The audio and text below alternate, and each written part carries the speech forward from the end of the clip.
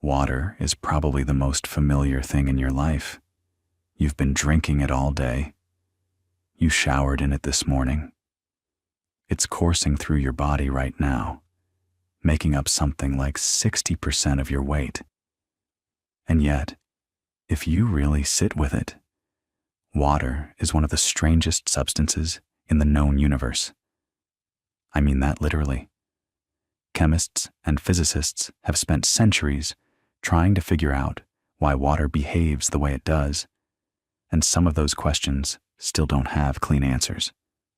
So tonight, let's just settle in and talk about water, not in a rushed way, not in a textbook way, just slowly, one idea at a time, until it all starts to make a kind of quiet, beautiful sense.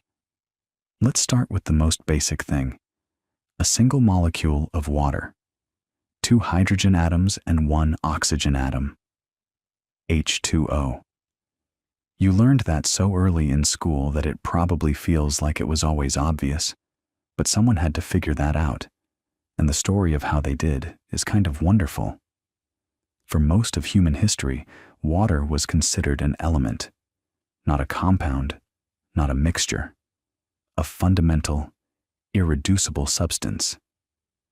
The ancient Greeks put it right there alongside earth, air, and fire as one of the 4 building blocks of everything. Thales of Miletus, who lived around 600 BC, actually argued that water was the single most fundamental substance in the universe, that everything else was just water in different forms. And honestly, you can see why he thought that. Water falls from the sky. It rises as mist. It freezes into solid rock-hard ice. It nourishes every living thing. If you only had your senses to work with, water really does seem like it could be the root of everything. That idea held for over 2,000 years. 2,000 years. Think about that. All through the Roman Empire, through the Middle Ages, through the Renaissance, the smartest people alive still thought water was an element. It wasn't until the late 1700s that things started to crack open, and the person who cracked them was a quiet, eccentric, fabulously wealthy Englishman named Henry Cavendish. Cavendish is one of those figures in science who's almost impossible to believe was real. He was born in 1731 into one of the richest families in England. He inherited a fortune and then barely spent any of it. He was pathologically shy.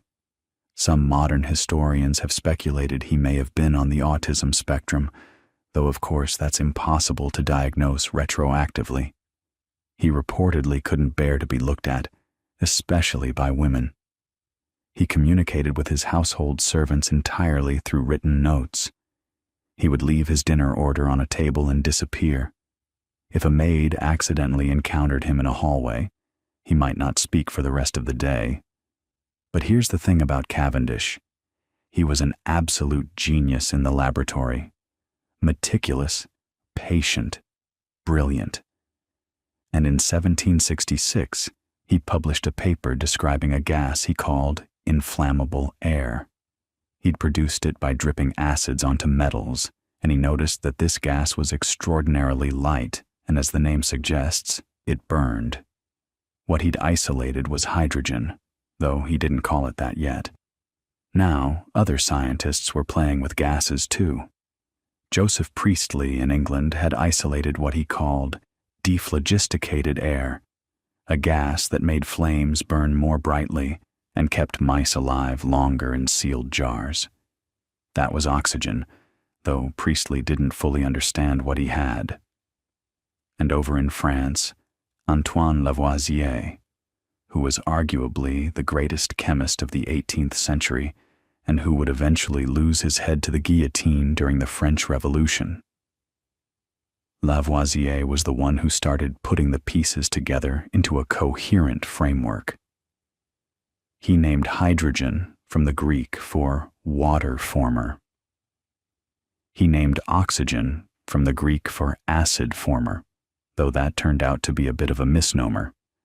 and he argued, based on careful experiments, that water was not an element at all, but a compound of these two gases. But it was Cavendish who actually demonstrated it in the lab. In 1781, he carefully mixed hydrogen and oxygen in a closed vessel and ignited them with an electric spark. And what he got was water, pure water, appearing seemingly out of thin air, or rather, out of two invisible gases. He measured everything with obsessive precision. He weighed the gases going in. He weighed the water coming out. The numbers matched. Water was not elemental. Water was made of stuff. Now, let that sit for a moment, because it's genuinely profound. For thousands of years, water seemed irreducible. And then one shy man in a London laboratory proved that it was two gases joined together. That when you drink a glass of water, you're drinking something that could, in principle, be pulled apart into a gas that burns and a gas that supports burning. Two of the most reactive substances you can imagine, and together they make the most soothing, life-giving liquid on Earth. That's already strange. But knowing the recipe doesn't tell you why water is so weird. For that, you need to understand the shape of the molecule. And this is where things get really interesting. So picture a water molecule. You've got oxygen in the middle, and two hydrogens attached to it, but they're not arranged in a straight line. If water were linear, if the two hydrogens were on exactly opposite sides of the oxygen, like a barbell, water would behave completely differently. Instead, the two hydrogens are offset at an angle. The bond angle is about 104.5 degrees. So it's like a little boomerang, or a Mickey Mouse head if you want a sillier image. Oxygen is the face, and the two hydrogens are the ears, and they're spread apart at just a bit less than the angle of a perfect triangle. Why does this shape matter so much? Because oxygen is greedy. Oxygen is one of the most electronegative elements on the periodic table, which just means it has a strong pull on electrons. When oxygen bonds with hydrogen, it doesn't share the electrons equally. It yanks them closer to itself. So the oxygen end of the molecule ends up with a slight negative charge, and each hydrogen end has a slight positive charge. The molecule is electrically neutral overall, but the charge is unevenly distributed. It's like a tiny little magnet with a negative side and a positive side. Scientists call this a dipole. And here's what's really clever about the geometry. Because the molecule is bent, not straight, those two positive hydrogen ends are both on the same side. The charges don't cancel out. If the molecule were linear, the two positive ends would point in opposite directions, and the dipole would vanish. But because it's bent, the whole molecule has a definite positive end and a definite negative end. It's polar. And that polarity is the key to almost everything water does. Think about what happens when you have a whole bunch of these little polar molecules crowded together in a glass. The slightly positive hydrogen of one molecule is attracted to the slightly negative oxygen of a neighboring molecule. They're drawn to each other, not with a full ionic bond, not like sodium and chlorine locking together in table salt, but with a weaker, gentler attraction. This attraction has a name, and it's one of the most important concepts in all of chemistry. It's called a hydrogen bond. Now, hydrogen bond is a slightly misleading name because it's not really a bond in the traditional sense. It's more like a persistent flirtation between molecules. Each hydrogen bond is maybe 1/20th as strong as the covalent bond holding the water molecule itself together. Individually, they're weak. But here's the thing. There are so many of them. In liquid water, every single molecule is hydrogen bonded to its neighbors, and the network is constantly shifting, breaking, and reforming billions of times per second. At any given instant, each water molecule is typically bonded to about 3 or 4 neighbors. The whole liquid is this shimmering, flickering web of connections.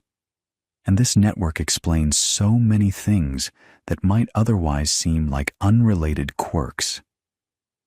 Let me give you one that you've probably never thought about, but that affects your life every single day.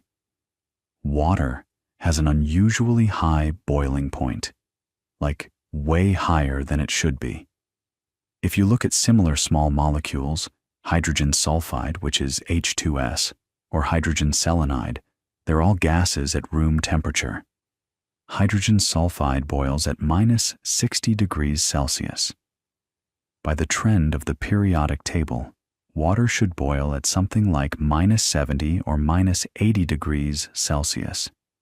It should be a gas. You should not be able to have liquid water on Earth's surface at normal temperatures. But water boils at 100 degrees Celsius, nearly 200 degrees higher than the trend predicts. Why? Hydrogen bonds. All those little connections between molecules act like a net, holding the liquid together, making it stubbornly resistant to turning into vapor. To boil water, you don't just have to get the molecules moving fast enough. You have to tear them away from all their neighbors. And that takes a lot of energy. This is not a minor detail. This is the reason life exists. If water followed the normal rules, if it boiled where the periodic table says it should, every drop of water on Earth would be vapor. There would be no oceans, no rivers, no rain, no you, no me, no anything alive as we know it. The fact that water is a liquid at the temperatures Earth happens to have is a direct consequence of hydrogen bonding, which is a direct consequence of that bent molecular shape, which is a direct consequence of oxygen's electronegativity. It all connects. One quirk of atomic physics cascading all the way up to the existence of life on a planet. Let's stay with hydrogen bonds for another minute, because they explain another famous oddity of water. You know this one, even if you've never thought about why. Ice floats. That sounds so obvious, so mundane, that you might wonder why anyone would even mention it. Of course, ice floats. You've seen it in your drink, in ponds, in pictures of icebergs. But here's the thing. Almost nothing else does this. For nearly every other substance in the universe, the solid form is denser than the liquid form. Solid iron sinks in molten iron. Solid wax sinks in liquid wax. When things freeze, the molecules pack together more tightly, the material gets denser, and it sinks. That's the normal behavior. Water does the opposite, and it does it because of those hydrogen bonds. When water cools down, the molecules slow down, and the hydrogen bonds become more stable. They stop flickering and start locking into place. And the geometry they lock into is a very specific, very open hexagonal lattice. Imagine a honeycomb pattern, but in 3 dimensions. Each water molecule bonds to exactly 4 neighbors in a tetrahedral arrangement. And this structure has a lot of empty space in it. More empty space than liquid water, where the molecules are tumbling around and can actually get closer to each other on average. So when water freezes, it expands. It becomes less dense. And less dense means it floats. This has enormous consequences for life on Earth. When a lake starts to freeze in winter, the ice forms on the surface and stays there. It acts as an insulating blanket, slowing down further heat loss from the water below. The fish, the frogs, the aquatic plants. They survive the winter under that protective layer of ice. If ice sank, lakes and rivers would freeze from the bottom up. The ice would accumulate on the bottom where sunlight couldn't reach it, and warm weather couldn't easily melt it. Over time, many bodies of water would freeze solid. Aquatic ecosystems would be devastated. The whole story of life on Earth would be different. And there's something almost poetic about this. The same hydrogen bonds that keep water liquid when it should be a gas also make ice float when it should sink. The same molecular quirk, producing two seemingly unrelated effects, both of which happen to be essential for life. It's enough to make you wonder whether there's some deep principle at work, or whether we just got extraordinarily lucky. But water's strangeness doesn't stop at floating ice and high boiling points. There's another property that shapes your world in ways you probably interact with every single day without noticing, and it has to do with how much energy water can absorb before it actually gets hot. Scientists call this specific heat capacity, and water's is remarkably, almost absurdly high. It's one of the highest of any common substance on the planet. And to understand what that really means, let's think about it in the simplest possible way. Imagine you have a pot of water and a cast iron skillet, and you put them both on the stove at the same time, giving them the same amount of heat. The skillet gets screaming hot in a minute or two. You could burn yourself badly. But the water? It just sits there getting slowly, gradually warmer. It takes a surprisingly long time to heat up.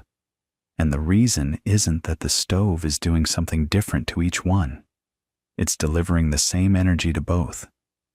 The difference is in the substance itself. Water can absorb an enormous amount of thermal energy while its temperature rises only modestly. That's what specific heat capacity means.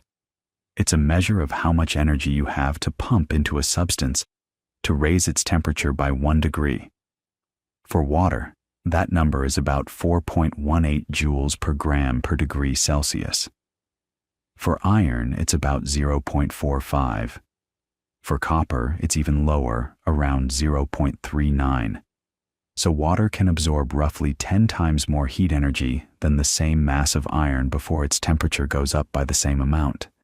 That's a staggering difference. And once again, the explanation traces right back to those hydrogen bonds we were talking about. When you add heat to water, a lot of that energy doesn't go into making the molecules move faster, which is what temperature actually measures, the average kinetic energy of the molecules. Instead, a huge portion of the incoming energy gets used up breaking and rearranging hydrogen bonds. The molecules are constantly forming and reforming these bonds with their neighbors, and it takes real energy to disrupt them. So water essentially has this enormous capacity to soak up heat without showing it. It's like a thermal sponge. And here's where this stops being a chemistry curiosity and starts shaping the world you live in. Think about the climate. Earth's oceans cover about 71% of the surface, and all that water acts as a colossal heat reservoir. During the day, when the sun is pouring energy onto the planet, the oceans absorb an incredible amount of that heat without warming up very much. At night, they release it slowly. This moderates temperature swings between day and night, keeping them within a range that life can handle. Compare that to a place like the moon, which has no water and no atmosphere. The surface temperature on the moon swings from about 127 degrees Celsius in direct sunlight to minus 173 in the shadow. That's a range of 300 degrees. On Earth, even in a desert with very little water vapor, the daily temperature swing might be 30 or 40 degrees. Near the coast, where you have the ocean right there acting as a thermal buffer, the swing might be only 5 or 10 degrees. That's water's specific heat capacity at work, quietly making the planet habitable. This is also why coastal cities have milder climates than inland cities at the same latitude. San Francisco and Wichita are both around 37 to 38 degrees north. San Francisco, sitting right on the Pacific, has famously mild weather, cool summers, mild winters. Wichita, stuck in the middle of Kansas with no large body of water nearby, gets blistering summers and bitter winters. The ocean doesn't just moderate temperature through direct contact either. It shapes wind patterns, drives ocean currents, and influences the behavior of storms. The Gulf Stream, for instance, carries warm water from the Gulf of Mexico up along the eastern seaboard of the United States, and then across the Atlantic toward Europe. That current delivers an almost unbelievable amount of thermal energy to northwestern Europe. It's a big part of why London, which sits at about the same latitude as Calgary, Canada, has a climate that's dramatically milder. London rarely sees temperatures below -5°C. Calgary regularly hits -30. Same latitude, completely different world, largely because of warm water moving heat across an ocean. Now, there's something else water does with heat that's even more dramatic than its high specific heat, and that's the sheer amount of energy involved when water changes phase, when it goes from liquid to gas, or from solid to liquid. This is called latent heat, and water's latent heat of vaporization is extraordinarily high. To turn 1 gram of water that's already at 100 degrees Celsius into steam at 100 degrees Celsius, same temperature, just changing from liquid to gas, takes about 2,260 joules. That's more than 5 times the energy it took to heat that gram of water from 0 to 100 in the first place. Think about what that means. You spend all this energy getting water up to boiling, and then you have to spend 5 times more just to actually boil it away. All that extra energy is going into ripping the molecules free from each other, breaking those hydrogen bonds so completely that the molecules can fly off independently into the air. This is why sweating works, by the way. Your body produces sweat, which is mostly water, and spreads it across your skin. When that water evaporates, it pulls a tremendous amount of heat energy out of your skin to fuel the phase change. Each gram of sweat that evaporates carries away those 2,260 joules. That's an incredibly efficient cooling system. It's also why getting out of a swimming pool on a breezy day feels so cold. The water on your skin is evaporating rapidly, and every bit of it is pulling heat away from your body. You're not cold because the air is cold. You're cold because evaporation is an energy-hungry process, and your skin is the energy source. This same principle drives some of the most powerful weather phenomena on the planet. When water evaporates from the warm tropical ocean, it carries all that latent heat up into the atmosphere. The water vapor rises, cools, and eventually condenses back into liquid droplets, forming clouds. And when it condenses, all that latent heat gets released back into the surrounding air. This sudden injection of heat warms the air, causing it to rise faster, pulling in more moist air from below, which evaporates more water, which rises and condenses and releases more heat. It's a self-reinforcing cycle, and when conditions are right, it can build into a hurricane. The engine that drives a hurricane is essentially latent heat. Warm ocean water evaporates, the vapor rises and condenses, the released heat powers the storm. A mature hurricane can release heat energy at a rate equivalent to a 10-megaton nuclear bomb exploding every 20 minutes. And all of that energy was originally stored in hydrogen bonds between water molecules floating on the surface of the ocean. It's humbling when you think about it. The same force that makes your tea take a long time to cool down is the same force that powers a Category 5 hurricane. It's just a question of scale. The person who really started to untangle the science of heat and phase changes was a Scottish chemist named Joseph Black, working in Glasgow in the 1750s and 1760s. Black was a meticulous experimenter and a gifted teacher. His students adored him. And he was the first to clearly distinguish between temperature and heat, which before him were hopelessly confused. People used the words interchangeably. Black showed that they were fundamentally different things. Temperature is a measure of intensity, how hot something is. Heat is a measure of quantity, how much thermal energy something contains. A bathtub full of warm water contains far more heat than a thimble of boiling water, even though the thimble is at a higher temperature. That distinction seems obvious now, but in the 18th century, it was genuinely revolutionary. Black also discovered the concept of latent heat through beautifully simple experiments. He noticed that when ice melts, it stays at 0 degrees for a long time while absorbing heat. The temperature doesn't rise until all the ice is melted. Where was that heat going? It was being absorbed by the ice to change its state, hidden inside the substance without producing any temperature change. He called it latent heat, from the Latin word for hidden. And he found the same thing at the boiling point. Water sits at 100 degrees, absorbing enormous amounts of heat until it's all converted to steam. Black measured these quantities with remarkable precision for his era. Here's a lovely detail about Joseph Black. One of his close friends and colleagues at the University of Glasgow was a young instrument maker named James Watt. Watt had been hired by the university to repair a model Newcomen steam engine, and he couldn't figure out why it was so inefficient. He talked to Black about it, and Black's ideas about latent heat gave Watt the conceptual framework he needed. Watt realized that the Newcomen engine was wasting enormous amounts of energy by repeatedly heating and cooling the same cylinder. Every cycle, you had to reheat the cylinder walls, and all the energy that went into that reheating was essentially thrown away. Watt's great insight, the separate condenser, came directly from understanding that condensing steam releases a huge amount of latent heat, and you don't want that heat going into the cylinder walls, where it'll just have to be replaced. So, in a very real sense, Joseph Black's careful experiments with melting ice and boiling water helped launch the Industrial Revolution. The science of water's weird thermal properties became the science of steam power, which became the engine of modernity.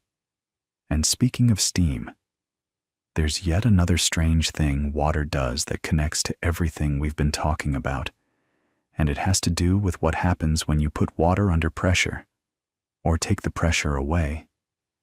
You probably know that water boils at 100 degrees Celsius, but that's only true at standard atmospheric pressure, the pressure you experience at sea level. Change the pressure, and the boiling point changes too. Go up to a high altitude, where the air pressure is lower, and water boils at a lower temperature. In Denver, Colorado, which sits about a mile above sea level, water boils at roughly 95 degrees. On top of Mount Everest, where the atmospheric pressure is about a third of what it is at sea level, water boils at around 70 degrees Celsius. That's not even hot enough to make a proper cup of tea. And this isn't just a trivia fact. It has real consequences for cooking, for industrial processes, for anything that depends on getting water to a precise temperature. Think about pressure cookers, for instance. A pressure cooker is basically the reverse of climbing a mountain. Instead of reducing the pressure around the water, you're increasing it. You seal the lid. The water starts to boil. Steam builds up inside, and because the steam can't escape, the pressure inside the pot climbs well above normal atmospheric pressure. And as the pressure rises, so does the boiling point of the water. Inside a typical home pressure cooker, the water temperature might reach 120 degrees Celsius, maybe even higher. That extra 20 degrees doesn't sound like much, but it makes a dramatic difference in how fast food cooks. Beans that would take an hour in a regular pot are done in 15 minutes. Tough cuts of meat become tender in a fraction of the usual time. And it's not just about speed. It's about the physics of what heat does to proteins and starches and cell walls at those elevated temperatures. The reactions happen faster because the molecules are moving faster, colliding more energetically. It's beautiful, really, how a simple sealed lid changes the fundamental behavior of water. Now, this relationship between pressure and boiling point, it's captured in something called a phase diagram, and water's phase diagram is one of the most interesting things you'll ever look at if you're the kind of person who finds graphs interesting at midnight, which, let's be honest, you might be. A phase diagram is basically a map. It shows you what state water will be in, solid, liquid, or gas, at any given combination of temperature and pressure. Along one axis, you have temperature. Along the other, you have pressure. And the diagram is divided into regions. There's a region where water is ice, a region where it's liquid, and a region where it's steam. And the boundaries between those regions are curves. Lines that tell you exactly where the transitions happen. The line between liquid and gas, for example, is the one we've been talking about. It tells you the boiling point at every pressure. Follow it down to lower pressures, and the boiling point drops. Follow it up to higher pressures, and the boiling point rises. But here's what's genuinely strange about water's phase diagram, and it's something that connects back to what we talked about earlier with ice floating. Look at the boundary between ice and liquid water, the melting line. For almost every substance in existence, that line tilts to the right as you go up in pressure. What that means is that if you increase the pressure on a solid, it melts at a higher temperature. Makes intuitive sense, right? You're squeezing the molecules together, making it harder for them to move around, so you need more energy, more heat, to shake them loose into a liquid. But water does the opposite. Water's melting line tilts to the left. Increase the pressure on ice, and its melting point actually goes down. You can melt ice by squeezing it, and the reason goes back to that same peculiar thing about ice, the open hexagonal lattice, those hydrogen bonds holding the molecules in a structure that takes up more space than the liquid. When you apply pressure to ice, you're essentially forcing those molecules closer together, collapsing that open structure, and pushing the ice toward the denser liquid state. You're literally squeezing the ice into water.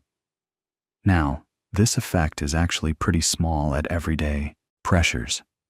There's a popular myth that ice skating works because the pressure of the blade melts the ice and creates a thin layer of water that you glide on. It's a lovely explanation, and it gets repeated all the time. But when you actually do the math, the pressure under a skate blade only lowers the melting point by a fraction of a degree, not nearly enough to account for the slipperiness of ice, especially since ice is slippery even at temperatures well below zero, where that tiny pressure effect wouldn't matter at all. The real reason ice is slippery is more interesting and was only properly understood relatively recently. It turns out that the surface of ice has a thin, disordered layer of molecules that aren't quite solid and aren't quite liquid. A quasi-liquid layer, sometimes called a pre-melting layer. This layer exists even at temperatures significantly below freezing, and it's this inherently slippery surface that makes ice skating possible. Michael Faraday, of all people, suggested something like this back in the 1850s. He noticed that when you press two pieces of ice together, they freeze to each other, and he proposed that the surfaces of ice must have some kind of liquid-like film. It took over 150 years for the scientific community to fully confirm what Faraday had intuited. But anyway, Coming back to the phase diagram, there's one more feature on it that's worth lingering on, because it's genuinely one of the most elegant things in all of thermodynamics. It's called the triple point. The triple point is the exact temperature and pressure at which all three phases of water, solid, liquid, and gas, coexist in perfect equilibrium. For water, this happens at a temperature of about 0.01 degrees Celsius and a pressure of about 611 pascals, which is way below normal atmospheric pressure, less than 1% of the pressure at sea level. At that precise combination, you could have a container with ice, liquid water, and water vapor all present simultaneously, all perfectly stable, none of them gaining ground on the others. And here's the thing that makes the triple point so special. It's not just a curiosity. It's so precisely defined, so reproducible, that it was actually used to define the Kelvin temperature scale. The triple point of water was set at exactly 273.16 kelvins, and for decades, that was the anchor point for all temperature measurement worldwide.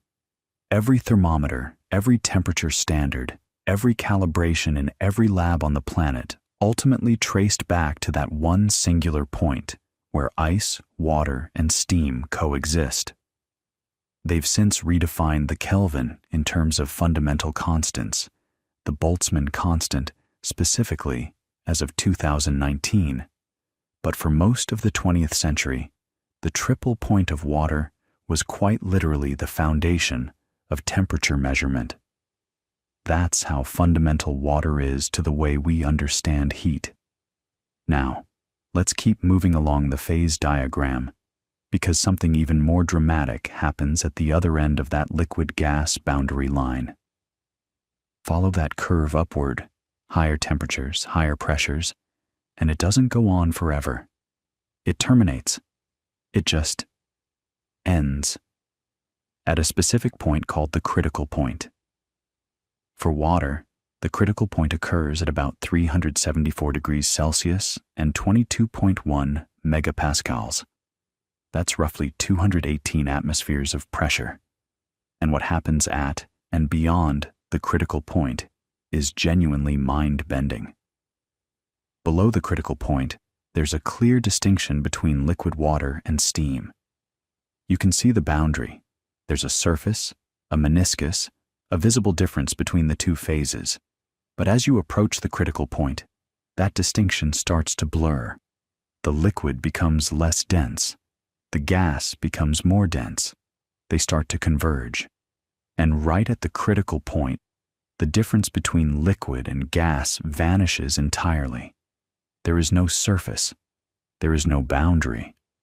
The substance becomes something called a supercritical fluid, and it has properties of both a liquid and a gas simultaneously. It can diffuse through materials like a gas, but it can dissolve things like a liquid. It's dense like a liquid, but flows like a gas. Supercritical water is not just a laboratory curiosity. It's used industrially. Supercritical water oxidation, for example, is a process where you take hazardous organic waste, dissolve it in supercritical water along with oxygen, and the waste is completely broken down into carbon dioxide and water. It's incredibly effective for destroying things like chemical weapons agents, pharmaceutical waste, and other toxic materials that are difficult to deal with through conventional means. The military has used this technology. Environmental engineers use it. And it all comes from understanding what water does at extreme temperatures and pressures. Conditions that seem exotic, but are actually found naturally deep in the Earth's crust, near hydrothermal vents, in the interiors of planets. And speaking of extreme conditions, let's talk about something that might surprise you. We've been discussing ice as though there's only one kind, but there isn't. There are actually many kinds of ice, at least 18 distinct crystalline forms that have been identified so far, and researchers keep finding more. The ice you put in your drink, the ice on a frozen lake, the frost on your windshield, that's all ice IH, where the H stands for hexagonal, referring to that open hexagonal lattice structure we talked about. But if you take ice and subject it to enormous pressures, the kinds of pressures you find deep inside icy moons like Europa or Ganymede, the molecules are forced into different arrangements. Tighter, denser crystal structures. Ice 2, Ice 3, Ice 5, Ice 6, all the way up through the Roman numerals. Some of these exotic ices are denser than liquid water. Some have bizarre properties.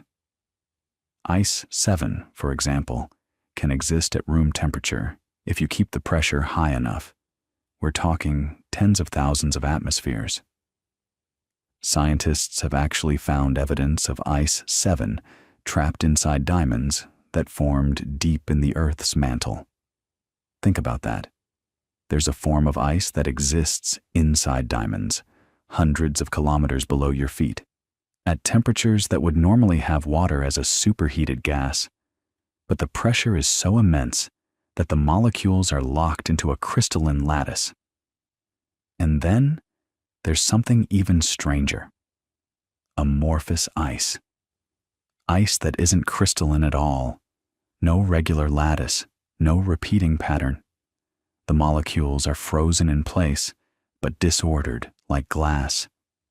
In fact, amorphous ice might be the most common form of water ice in the universe. Out in interstellar space, where temperatures drop to just a few kelvins and water molecules drift onto the surfaces of dust grains one at a time, there isn't enough thermal energy for the molecules to arrange themselves into a crystal. They just stick where they land, building up a glassy, amorphous solid. Most of the ice in the universe, on comets, in molecular clouds, on the surfaces of objects in the outer solar system, is probably amorphous. The crystalline ice we're familiar with, the stuff in your freezer, is actually the oddity on a cosmic scale. And this connects to something much larger, something about water's role in the story of our solar system and the origin of life itself. Because water didn't just appear on Earth, it had to get here somehow. And the question of where Earth's water came from is one of the most actively debated topics in planetary science. For a long time, the leading theory was that comets delivered most of Earth's water. Comets are essentially dirty snowballs, mixtures of ice, dust, and organic compounds that formed in the cold outer reaches of the solar system. The idea was that during a period called the Late Heavy Bombardment, roughly 4 billion years ago, a barrage of comets slammed into the young Earth and delivered vast quantities of water. It's a dramatic picture, the oceans literally falling from the sky, delivered by icy projectiles from the outer solar system. But then scientists started measuring the isotopic composition of water in comets, and things got complicated. Water molecules can contain different isotopes of hydrogen. Most hydrogen atoms have just a single proton, but a small fraction have a proton and a neutron. That's deuterium, sometimes called heavy hydrogen. The ratio of deuterium to regular hydrogen in water, the D to H ratio, acts like a fingerprint. Earth's ocean water has a specific D to H ratio, and if comets delivered our water, their D to H ratio should match. When the European Space Agency's Rosetta mission measured the D to H ratio of water vapor coming off Comet 67P/Churyumov-Gerasimenko in 2014, the ratio was about 3 times higher than Earth's oceans. That was a problem for the comet delivery theory. Some earlier measurements of other comets had shown similar mismatches, so the focus shifted to another candidate: asteroids. Specifically, a class of asteroids called carbonaceous chondrites, which contain significant amounts of water locked up in hydrated minerals and whose D to H ratios are a much better match for Earth's oceans. The current thinking, though it's still evolving, is that most of Earth's water probably came from asteroidal material that was incorporated during the planet's formation, or delivered shortly after, with comets contributing perhaps a smaller fraction. But here's what's really fascinating about this whole question. It's not just about where the water molecules came from physically. It's about the conditions that allowed liquid water to persist on Earth's surface for over 4 billion years. Because having water delivered to your planet is one thing. Keeping it is another.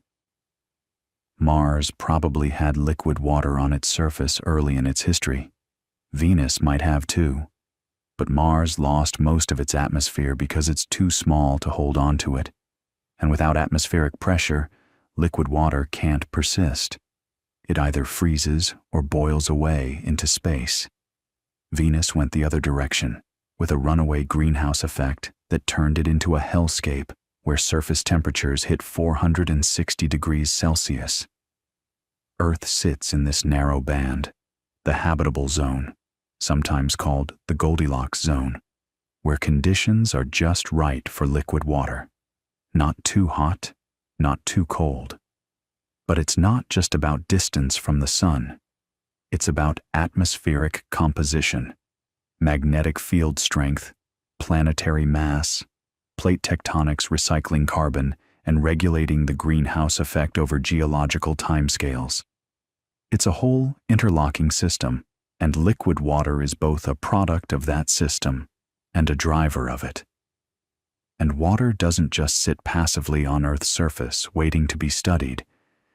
It's actively reshaping the planet every moment of every day through a process so fundamental that we barely notice it, even though it governs almost everything about our weather, our climate, our agriculture, and our landscapes. It's the water cycle, evaporation, condensation, precipitation, collection. And while you probably learned the basics in school, the actual mechanics of how it works, the sheer scale of energy involved, and the way it connects to everything from hurricane formation to the erosion of mountain ranges is something that deserves a much closer look than most people ever give it. So let's slow down and really think about what's happening when water moves through this cycle. Because the numbers alone are staggering. Every day, every single day, the sun evaporates roughly 1 trillion tons of water from the Earth's surface. 1 trillion tons. Most of that comes from the oceans, which makes sense because oceans cover about 71% of the planet's surface. But a significant amount also comes from lakes, rivers, soil, and from plants. That last one is called transpiration, and it's a big deal. A single large oak tree can transpire something like 40,000 gallons of water in a year, pulling it up through its roots, through its trunk, out through tiny pores in its leaves called stomata, and releasing it as vapor into the atmosphere. Multiply that by the billions of trees on Earth, and you start to get a sense of how much water the biosphere is actively pumping into the air. The Amazon rainforest alone generates so much transpiration that it essentially creates its own weather. Moisture evaporates from the canopy, rises, condenses into clouds, falls as rain, gets taken up by the trees again, and the cycle repeats, sometimes multiple times as air masses move westward across the basin. It's been called a flying river, and it carries as much water as the Amazon River itself. Now here's where that latent heat concept we talked about earlier becomes really important at a planetary scale. Remember, every gram of water that evaporates absorbs about 2,260 joules of energy. That energy doesn't disappear. It's stored in the water vapor, carried aloft into the atmosphere, and then released when that vapor condenses back into liquid droplets, which is what happens when clouds form. So the water cycle isn't just moving water around, it's moving enormous quantities of energy around. It's essentially a heat engine, redistributing thermal energy from the tropics, where the sun's input is strongest, toward the poles, where it's weakest. Without this mechanism, the equator would be unbearably hotter than it already is, and the poles would be even more brutally cold. The water cycle moderates Earth's temperature gradients, and in doing so, it drives the weather patterns that shape every ecosystem on the planet. And this is where hurricanes come in. A hurricane is basically what happens when this energy transfer process goes into overdrive. You start with warm ocean water, typically at least 26 degrees Celsius at the surface, in the tropics. Water evaporates rapidly from that warm surface, rises, and as it climbs into cooler air, it condenses. That condensation releases all that stored latent heat, which warms the surrounding air, causing it to rise even faster, which pulls more moist air in from below, which evaporates more water, which rises and condenses and releases more heat. It's a positive feedback loop, a self-reinforcing engine powered entirely by the phase change of water. A mature hurricane can release energy at a rate equivalent to about 200 times the total electrical generating capacity of the entire world. That's not the total energy over the storm's lifetime. That's the rate, the power output, at any given moment. And almost all of that energy comes from one thing: water vapor condensing into liquid. It's latent heat, made terrifyingly visible. The flip side of all that evaporation and condensation is precipitation: rain, snow, sleet, hail. And the way precipitation interacts with the land surface is one of the most powerful geological forces on the planet. We tend to think of erosion as something slow and gentle, and sometimes it is. But water is relentless. A single raindrop hitting bare soil can dislodge tiny particles and send them splashing outward. Multiply that by billions of raindrops over millions of years, and you carve valleys, you sculpt canyons, you wear down mountain ranges. The Grand Canyon is essentially a monument to what water can do, given enough time. The Colorado River and its tributaries have been cutting through rock for roughly 5 to 6 million years, exposing layers of stone that are nearly 2 billion years old. And it's not just the mechanical force of flowing water doing the work.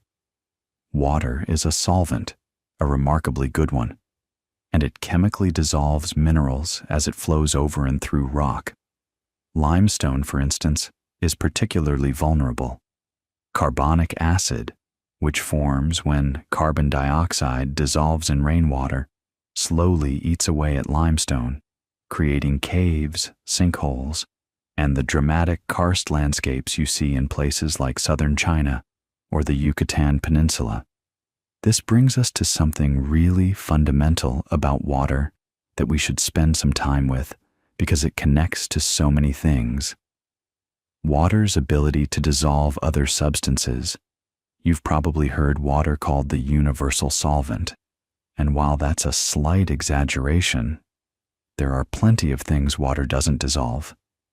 It's closer to the truth than you might expect. Water dissolves more different substances than any other common liquid.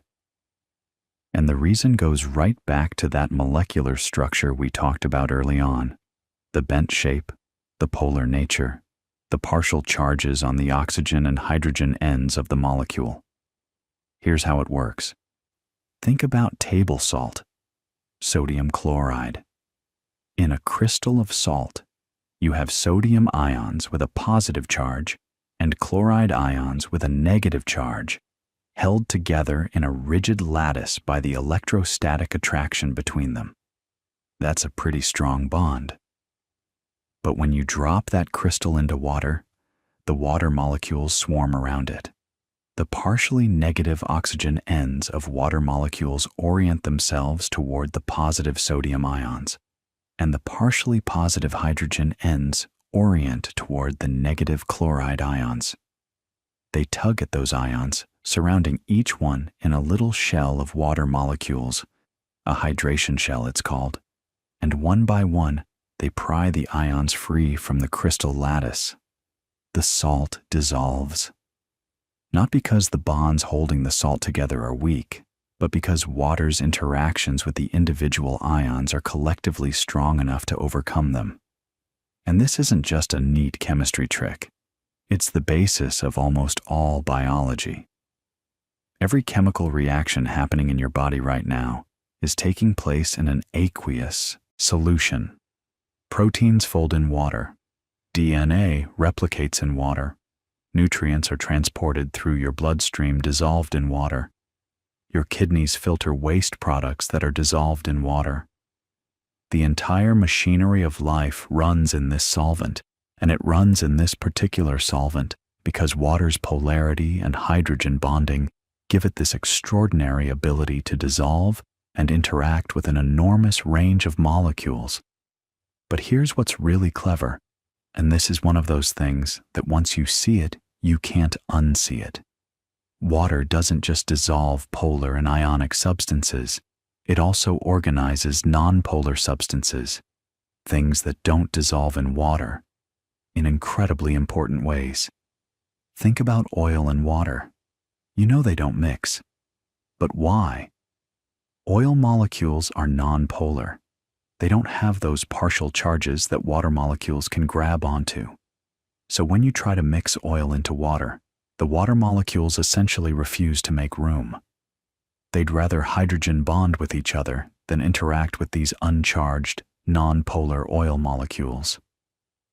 The water molecules close ranks, forming a more ordered structure around any nonpolar molecule that intrudes. This is called the hydrophobic effect, and it's not really that the oil is repelled by water in some active sense. It's more that the water molecules prefer each other's company, and the system finds its lowest energy state when the nonpolar molecules are pushed together, minimizing their contact with water. And this right here, is why cell membranes exist. The molecules that make up cell membranes, called phospholipids, have a split personality. One end is polar and water-loving, hydrophilic. The other end is a long, nonpolar fatty acid tail, hydrophobic. When you put a bunch of these molecules in water, they spontaneously arrange themselves into a double layer with the hydrophilic heads facing outward toward the water and the hydrophobic tails tucked inward, away from it. No enzymes needed, no energy input required. The structure assembles itself, driven entirely by water's preference for interacting with polar things and its tendency to squeeze nonpolar things together. This self-assembling bilayer is the fundamental boundary of every living cell on Earth. Every bacterium, every plant cell, every neuron in your brain is wrapped in a membrane that exists because of how water interacts with molecules of different polarities. Life didn't just evolve in water. Life's most basic architecture is shaped by water's molecular preferences. Let's sit with that for a moment because it's genuinely profound. The same property of water that lets you dissolve sugar in your tea is, through a slightly different mechanism, responsible for the existence of the compartmentalized cells that make complex life possible. One molecular trait, polarity, expressing itself in two complementary ways, and between them, they underpin essentially all of biochemistry. Now, there's another property of water that matters enormously for life, and it's one we haven't really touched on yet. Surface tension. You've seen it 1,000 times. A water strider walking across a pond, a droplet beating up on a freshly waxed car, a needle carefully placed on the surface of still water, floating even though steel is nearly 8 times denser than water. What's happening in all these cases is that the water molecules at the surface are behaving differently from the ones in the bulk liquid below. Think about a water molecule deep in the middle of a glass of water. It's surrounded on all sides by other water molecules, and it's forming hydrogen bonds in every direction. Up, down, left, right. The forces are balanced, but a molecule at the surface doesn't have water molecules above it. It only has air, so it can only form hydrogen bonds with the molecules beside it and below it. The result is that surface molecules are pulled inward and sideways more strongly than they're pulled outward, creating a kind of elastic skin across the surface. It's not an actual membrane. It's just the net inward pull of cohesive forces, but it behaves remarkably like one. Water has one of the highest surface tensions of any common liquid, about 72 millinewtons per meter at room temperature, and again, that's because of hydrogen bonding. Stronger intermolecular forces mean a stronger inward pull at the surface, which means higher surface tension. And surface tension connects to something else that's easy to overlook, but absolutely critical for life on land: capillary action. This is how water climbs upward through narrow spaces, seemingly defying gravity. You can see it if you dip the corner of a paper towel into water.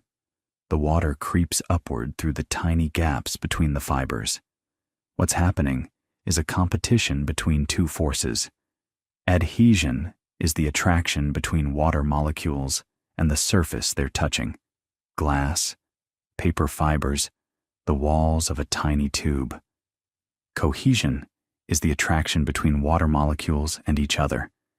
In a narrow tube made of a material water adheres to, like glass, the adhesive forces pull water up the walls, and the cohesive forces, through surface tension, drag the rest of the water column along with it. The narrower the tube, the higher the water climbs, because the ratio of surface contact to water volume increases. This is how water gets from the roots of a tree to its highest leaves. Not entirely. In tall trees, transpiration pull and the cohesion tension mechanism do the heavy lifting, essentially using evaporation from the leaves to create a negative pressure that pulls a continuous column of water upward through the xylem, those tiny vascular tubes inside the trunk.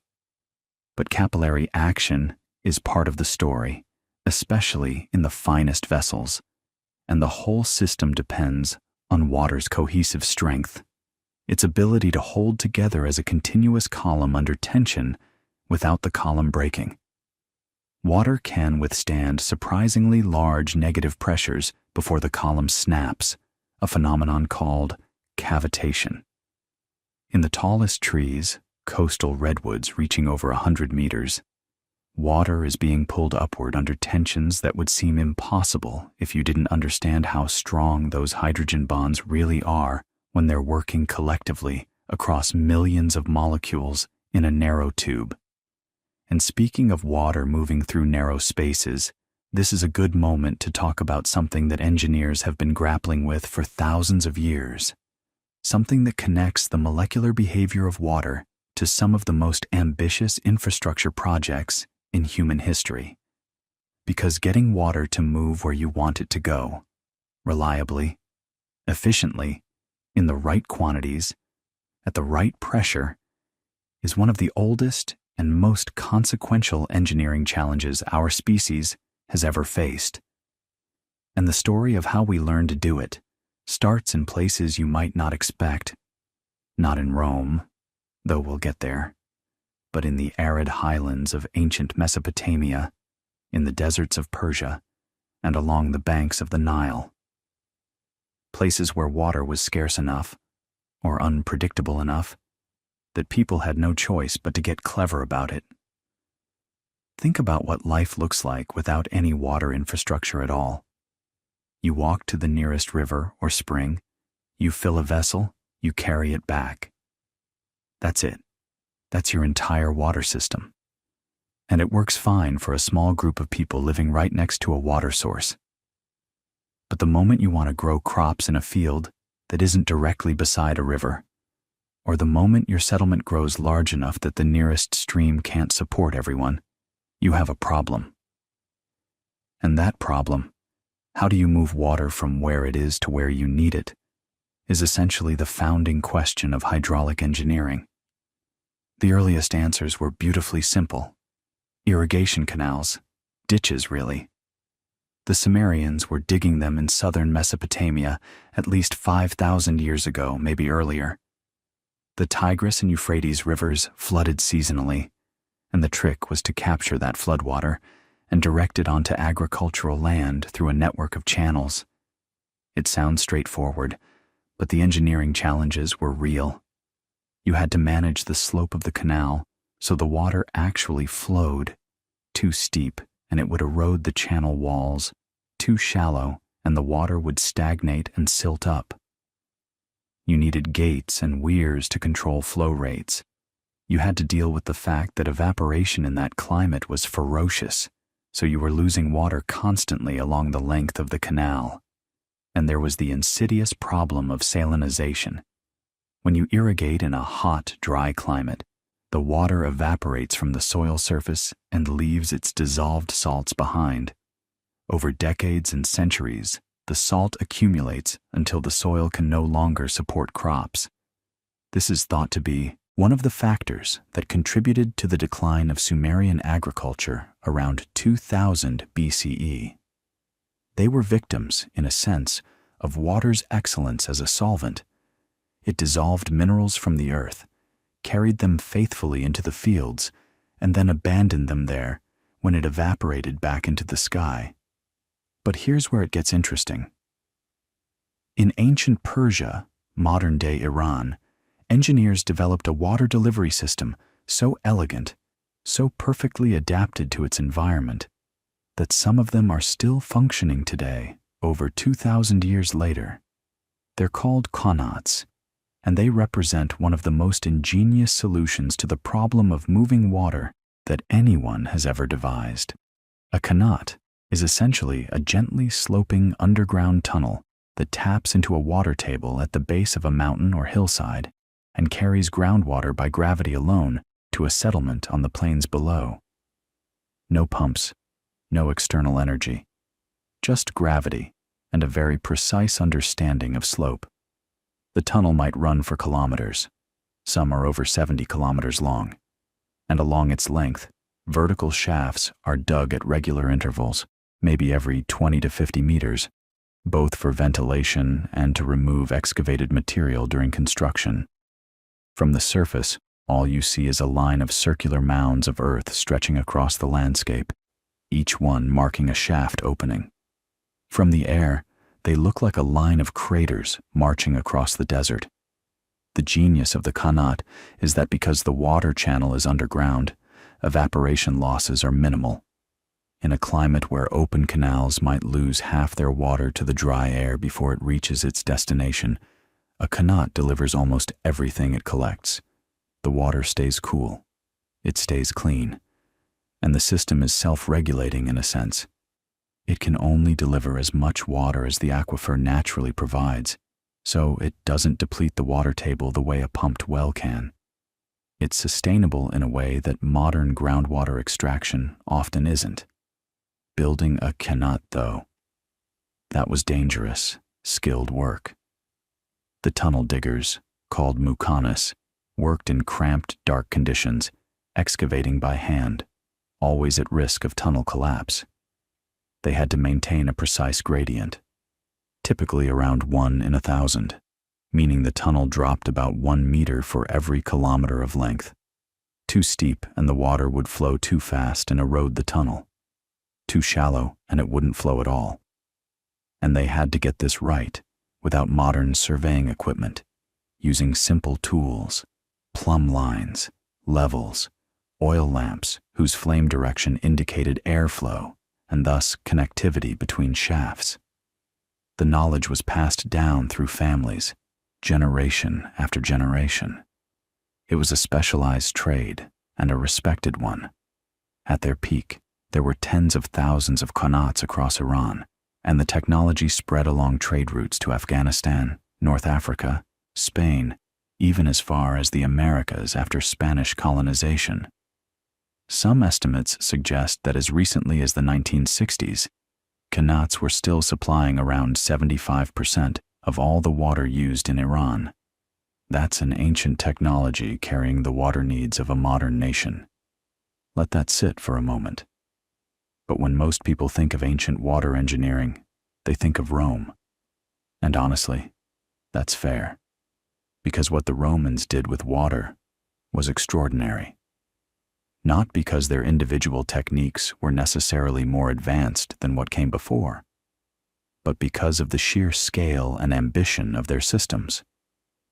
Rome's aqueducts are probably the most famous water infrastructure ever built, and they deserve that fame.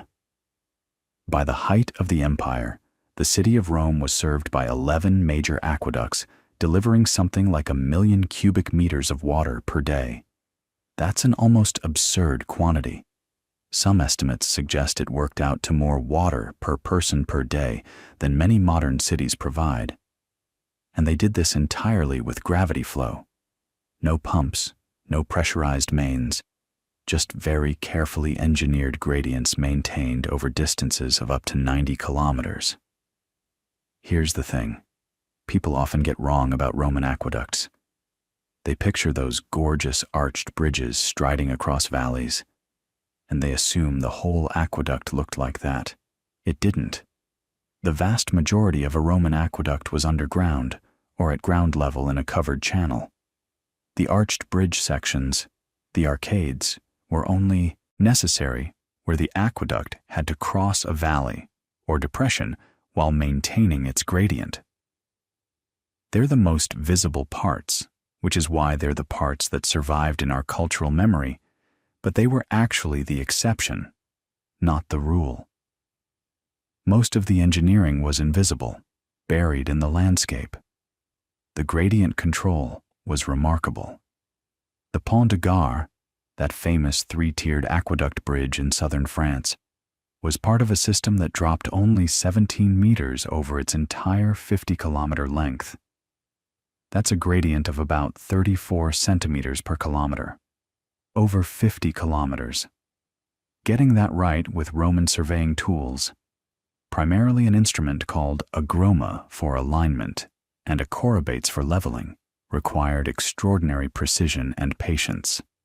And then there was the water quality problem. Romans understood, at least empirically, that water from different sources had different qualities. Vitruvius, writing in the 1st century BCE, devoted considerable attention to evaluating water sources. He recommended observing the health and physique of people who lived near a spring as an indicator of water quality, which isn't a terrible heuristic, honestly.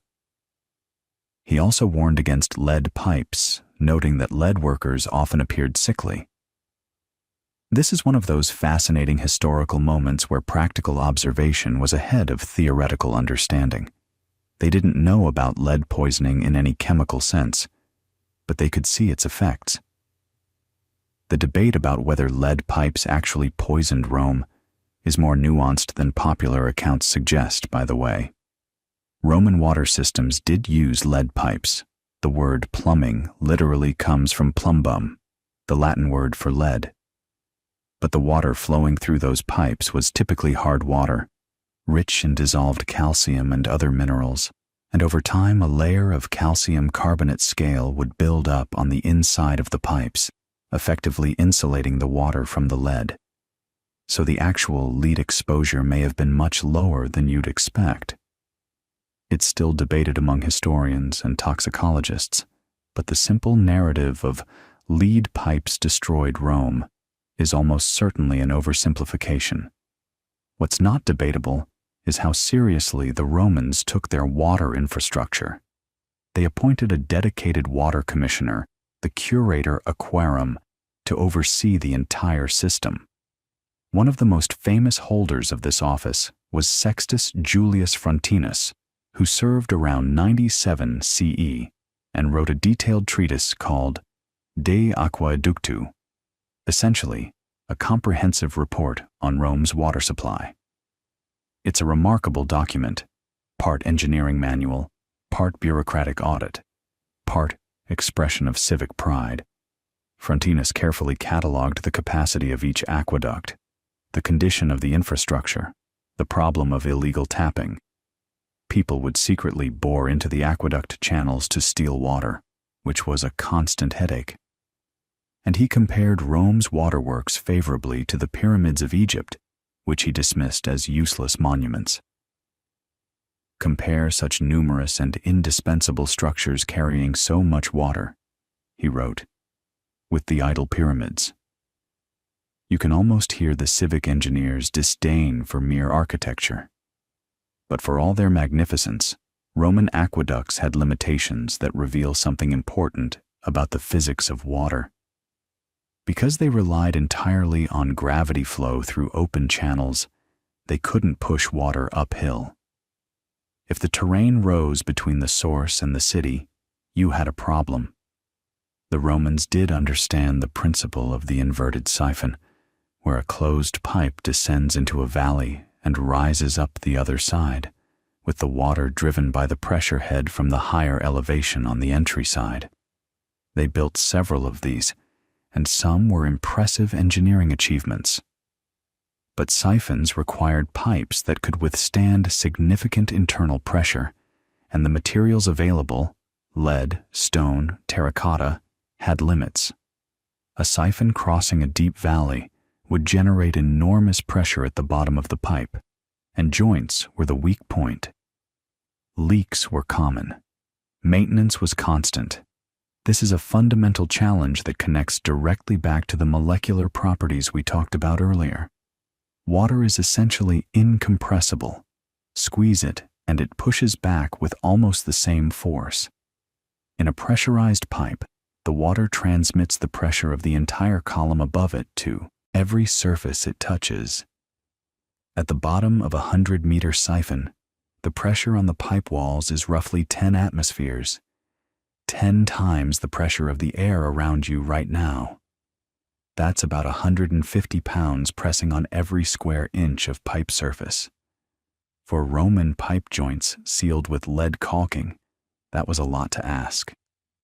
This pressure problem, how to build pipes and joints that can handle the forces water exerts when it's confined and pressurized, would remain one of the central challenges of water engineering for the next 2,000 years.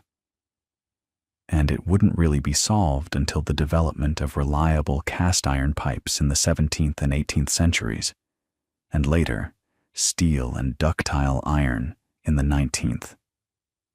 But between the fall of Rome and the Industrial Revolution, water engineering didn't stand still.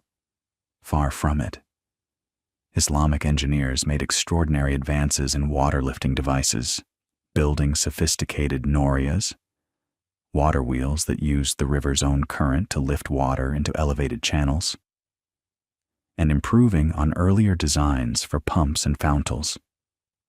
In medieval Europe, water mills became the backbone of industrial power, grinding grain, fulling cloth, hammering iron, sawing wood. By the time of the Domesday Book in 1086, England alone had over 6,000 water mills recorded. Water wasn't just something to drink and irrigate with. It was the primary source of mechanical energy for an entire civilization. And this is where the story takes a turn that connects water engineering to something much bigger: the birth of the science of hydraulics, the systematic study of how water behaves when it flows through pipes, channels, and over surfaces. Because for most of history, water engineering was empirical. You built things, you observed what happened, you adjusted. What you didn't have was a mathematical framework that could predict how water would behave before you built anything. And developing that framework would require some of the most brilliant minds in the history of physics and mathematics, people like Blaise Pascal, Daniel Bernoulli, and a quietly brilliant Irish engineer named Robert Manning. And Manning's story is one we'll come back to, because his contribution is one of those quiet, practical achievements that doesn't make it into the history books the way it should.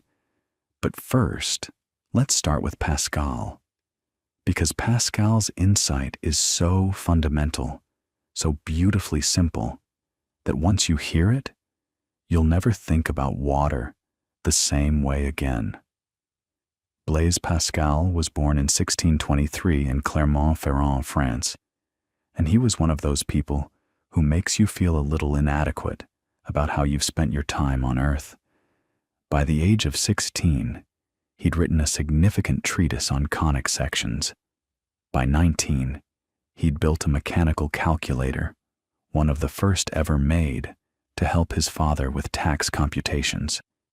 He made foundational contributions to probability theory, essentially inventing it alongside Fermat through a famous exchange of letters about gambling problems. And then, somewhere in his 20s, he turned his attention to fluids. Now, here's the thing about Pascal and water. What he figured out seems almost too obvious once you hear it, but nobody had stated it clearly before.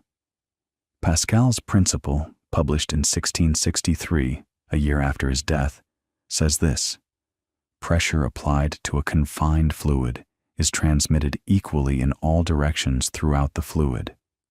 That's it. That's the whole thing. And it changes everything. Think about what this means. If you have a closed container full of water and you push down on one spot, the pressure doesn't just go down. It goes sideways. It goes up.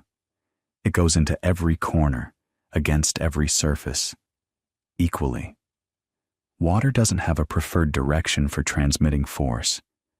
It sends it everywhere, uniformly.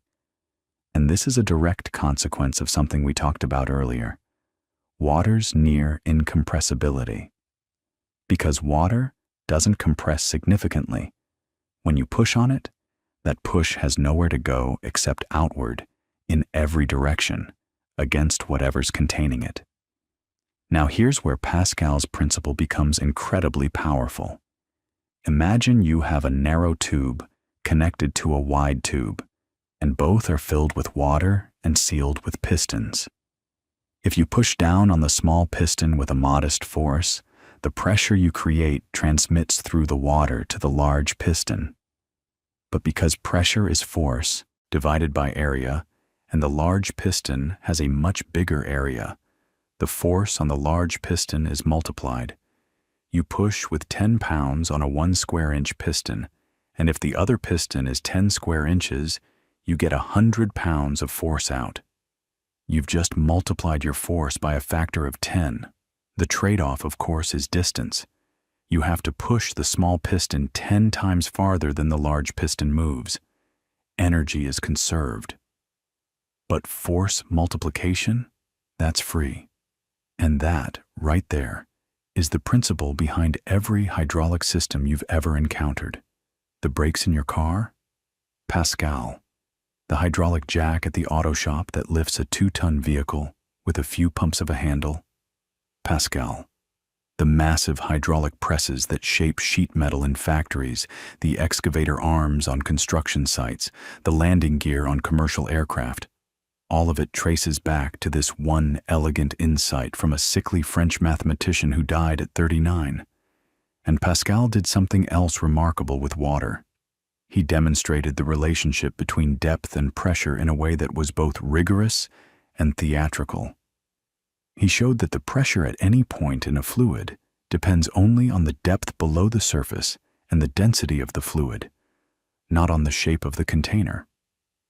This is sometimes called the hydrostatic paradox, and it genuinely confused people. If you have a tall, narrow tube of water and a wide, shallow basin of water, and both have the same depth, the pressure at the bottom is the same. It doesn't matter that the basin holds vastly more water. Pressure depends on depth, not volume. Pascal reportedly demonstrated this with a dramatic experiment.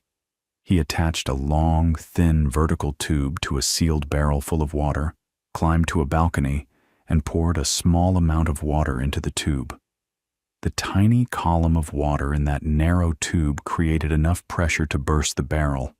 A few cups of water, applied at sufficient height, generating enough force to split wooden staves apart.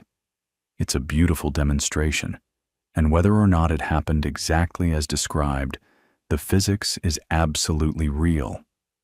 Every foot of vertical water column adds roughly 0.43 pounds per square inch of pressure, regardless of whether that column is in a pipe the width of your finger or a pipe the width of a house. This is why water towers work, by the way. A water tower doesn't need a pump running constantly. You pump water up into the tower when you have excess capacity, and then gravity and Pascal's principle do the rest. The height of the water above the distribution pipes determines the pressure in those pipes. A typical municipal water tower might be 150 feet tall, which gives you roughly 65 psi at ground level, enough to push water through the mains, up through the pipes in your house, and out your kitchen faucet on the 3rd floor. It's gravity-powered pressure storage. Elegant, simple, and based on principles that Pascal articulated over 350 years ago. So Pascal gave us the statics of water, how water behaves when it's sitting still, confined, pressurized. But water doesn't just sit still. It flows. And understanding flow, that's a whole different challenge. Enter Daniel Bernoulli, born in 1700 in Groningen, in the Dutch Republic, into what might be the most mathematically talented family in history. His father, Johann, was a towering figure in mathematics. His uncle Jacob was equally brilliant. The family was famously competitive and occasionally vicious about it. Johann once threw Daniel out of the house and reportedly plagiarized his work. Family dinners must have been something else. But Daniel Bernoulli, despite the family drama, produced one of the most important results in fluid dynamics. In 1738, he published Hydrodynamica, and in it he described what we now call Bernoulli's principle. And here's what it says, in its simplest form. In a flowing fluid, an increase in velocity occurs simultaneously with a decrease in pressure. Faster flow, lower pressure. Slower flow, higher pressure. Now this sounds abstract, so let's make it concrete. Imagine water flowing through a pipe that narrows in the middle, like a garden hose with a nozzle. The water has to speed up in the narrow section because the same volume of water has to pass through a smaller opening in the same amount of time. That's just continuity. What goes in must come out. But here's the thing, Bernoulli figured out. In that narrow section where the water is moving faster, the pressure actually drops. It seems counterintuitive. You might expect that squeezing water into a tighter space would increase the pressure. But no, the velocity goes up and the pressure goes down. It's a trade-off between kinetic energy and pressure energy, and the total energy along a streamline stays constant.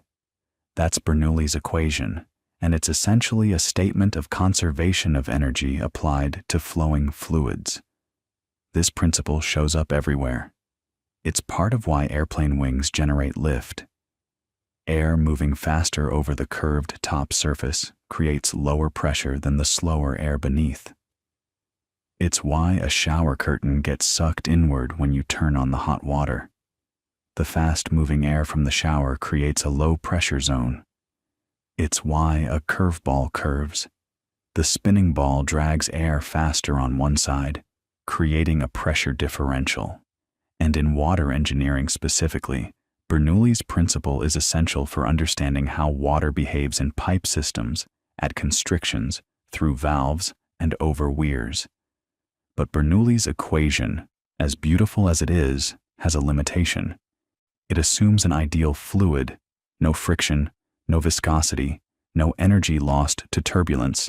And real water, of course, is not ideal. Real water has viscosity. It drags against pipe walls. It loses energy to friction. And accounting for those losses, that's where things get genuinely difficult, and where the story of hydraulics gets messy and practical and human.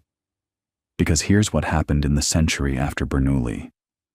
Engineers needed to build real water systems, urban water supplies, canal networks, irrigation schemes, and they needed to predict how much water would actually flow through a pipe or channel of a given size, at a given slope, with a given roughness.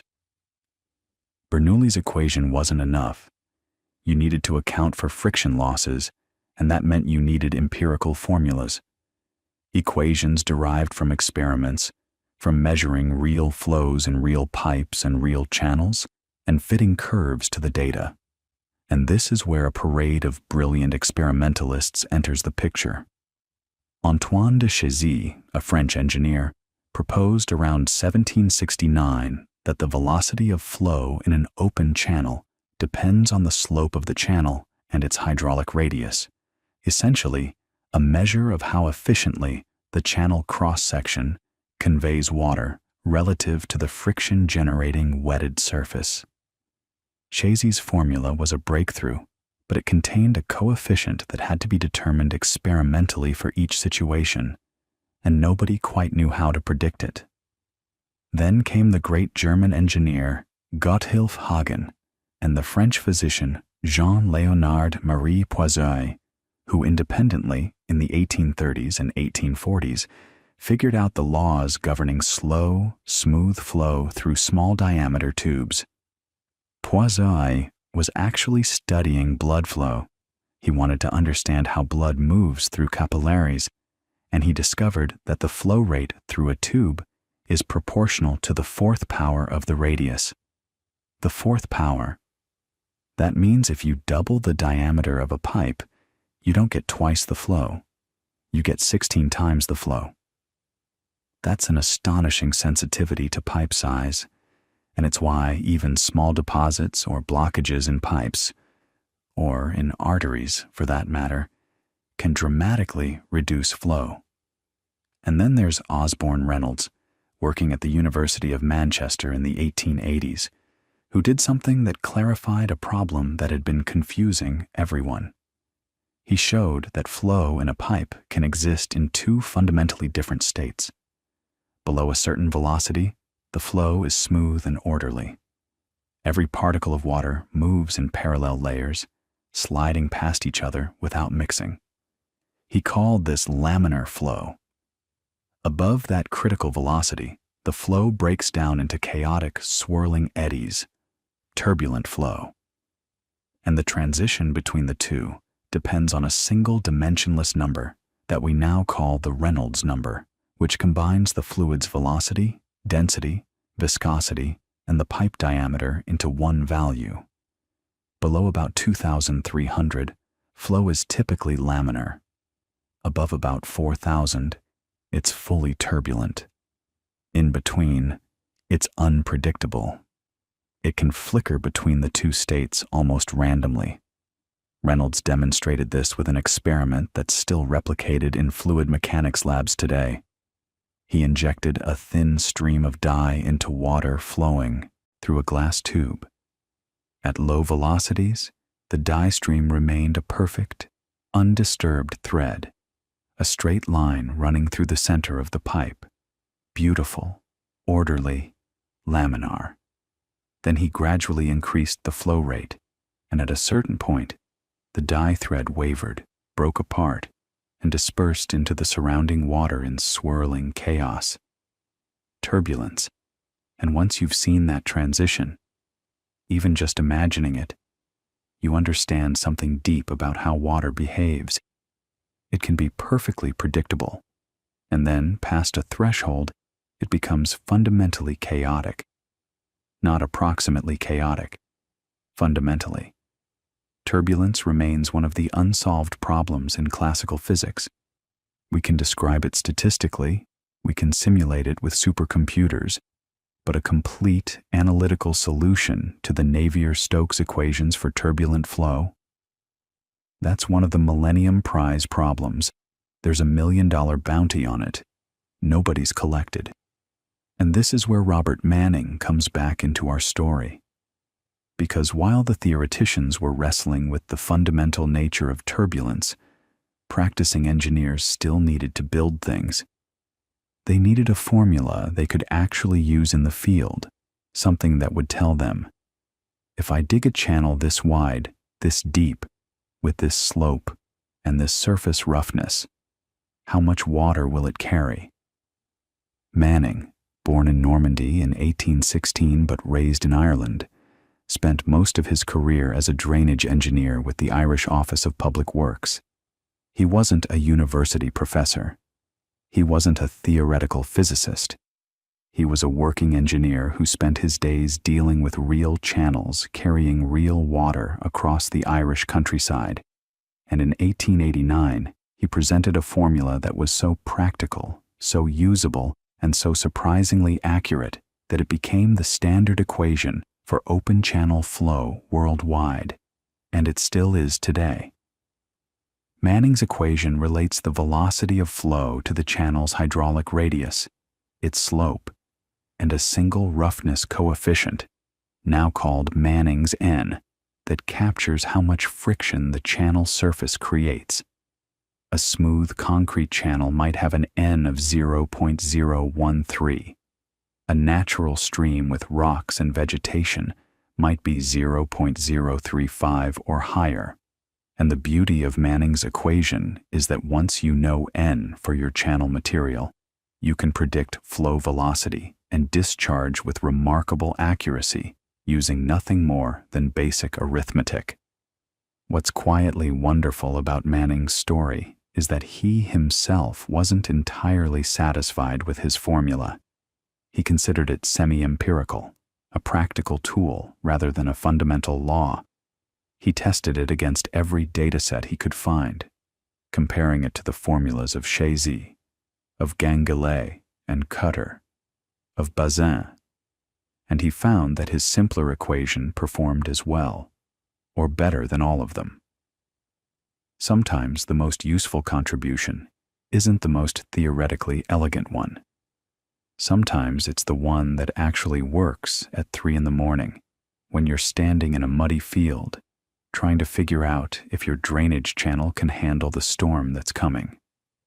And speaking of storms, and of water doing things we desperately need to predict, this is where the story of water science connects to something that affects every single person listening to this, whether you realize it or not.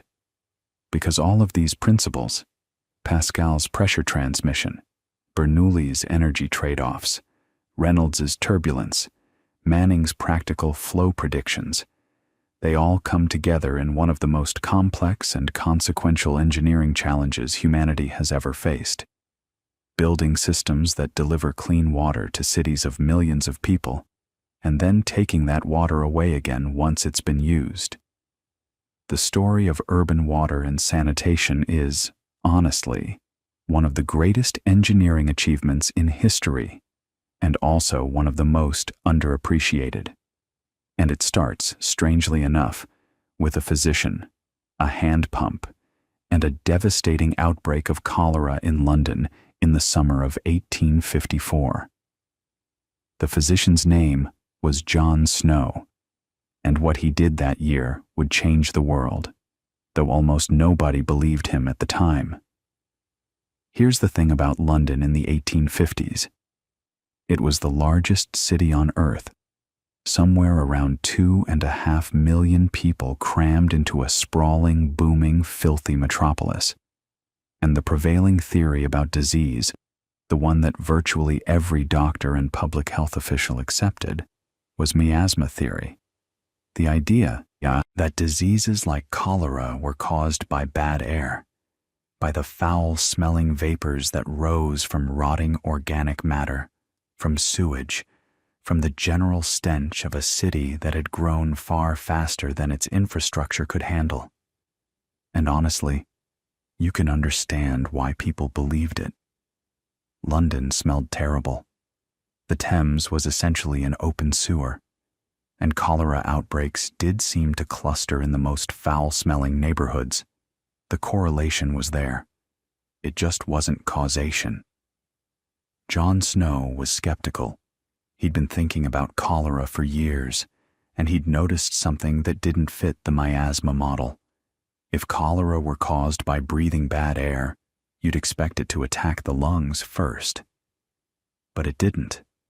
Cholera was a disease of the gut, violent diarrhea, vomiting, dehydration so severe that people could die within hours of their first symptoms. Snow reasoned that whatever caused cholera had to be swallowed, not inhaled, and the most likely vehicle for swallowing something was water.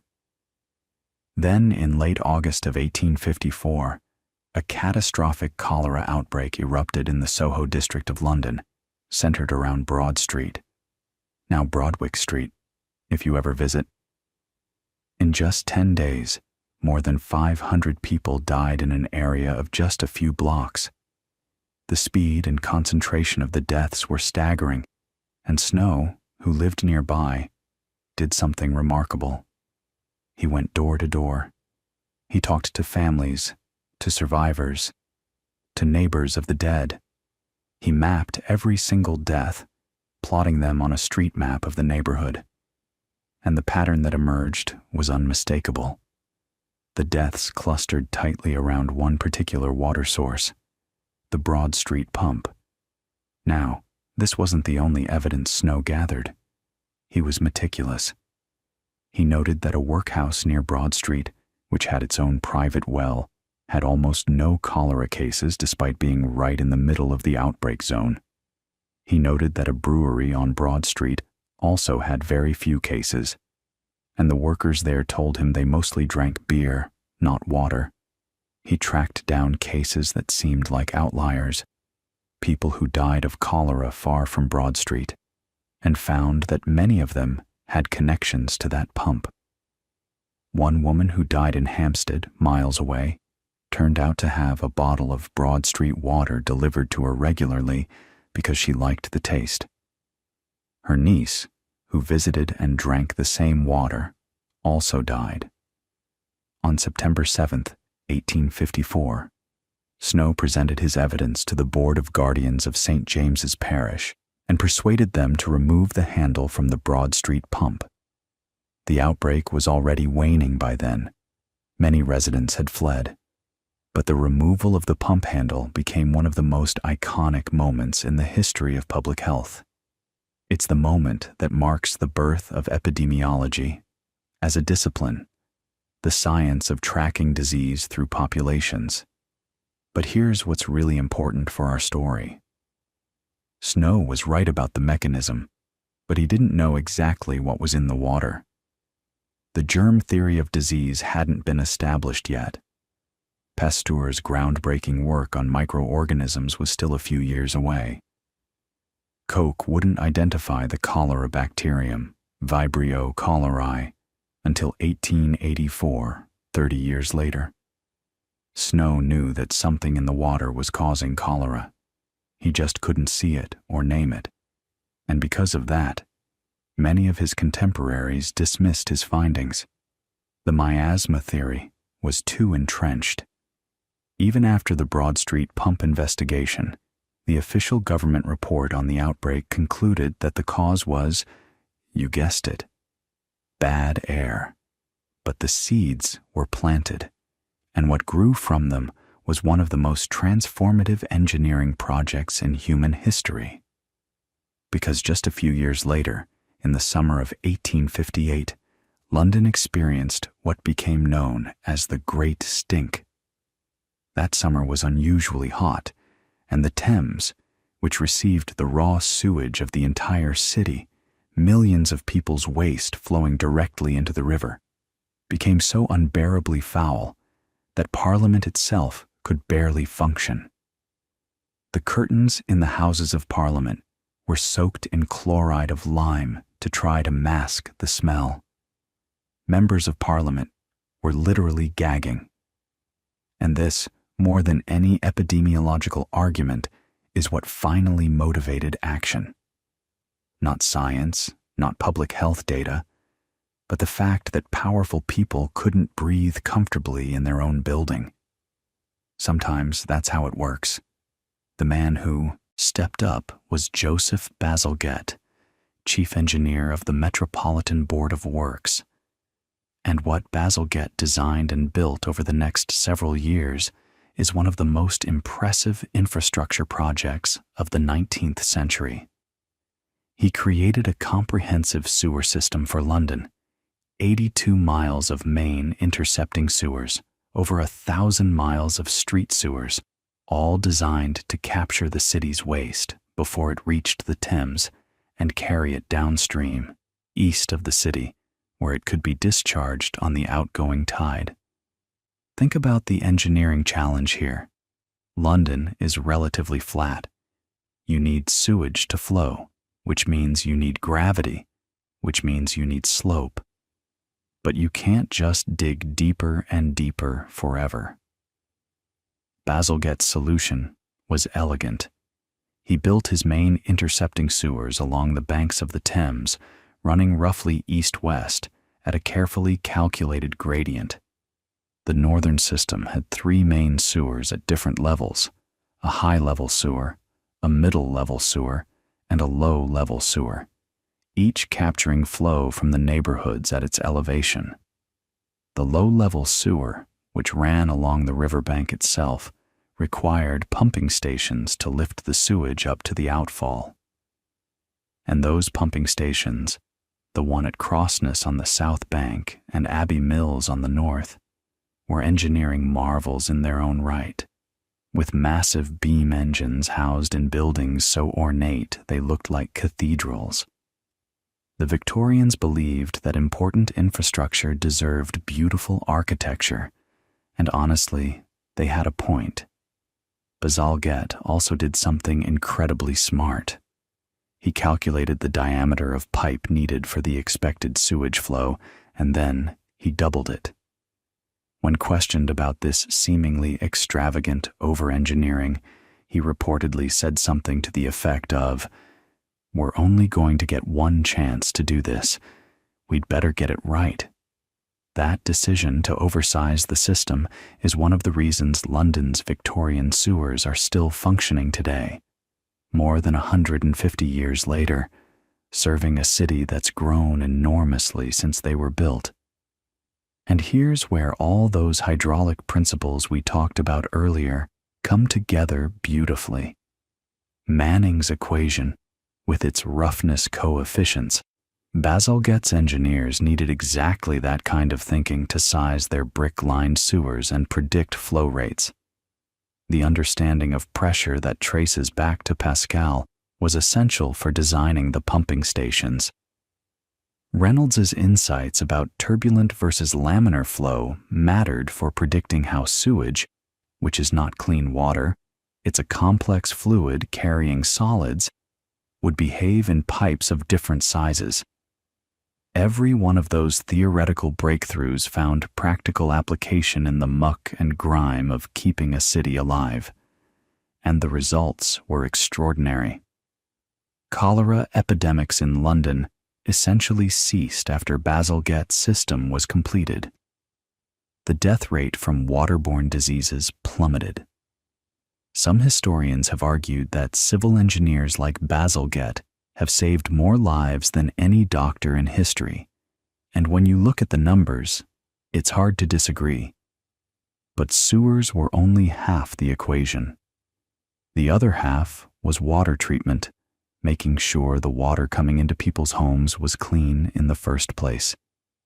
And this is where the story gets really interesting, because the technology that made modern water treatment possible is deceptively simple. It's filtration and chlorination.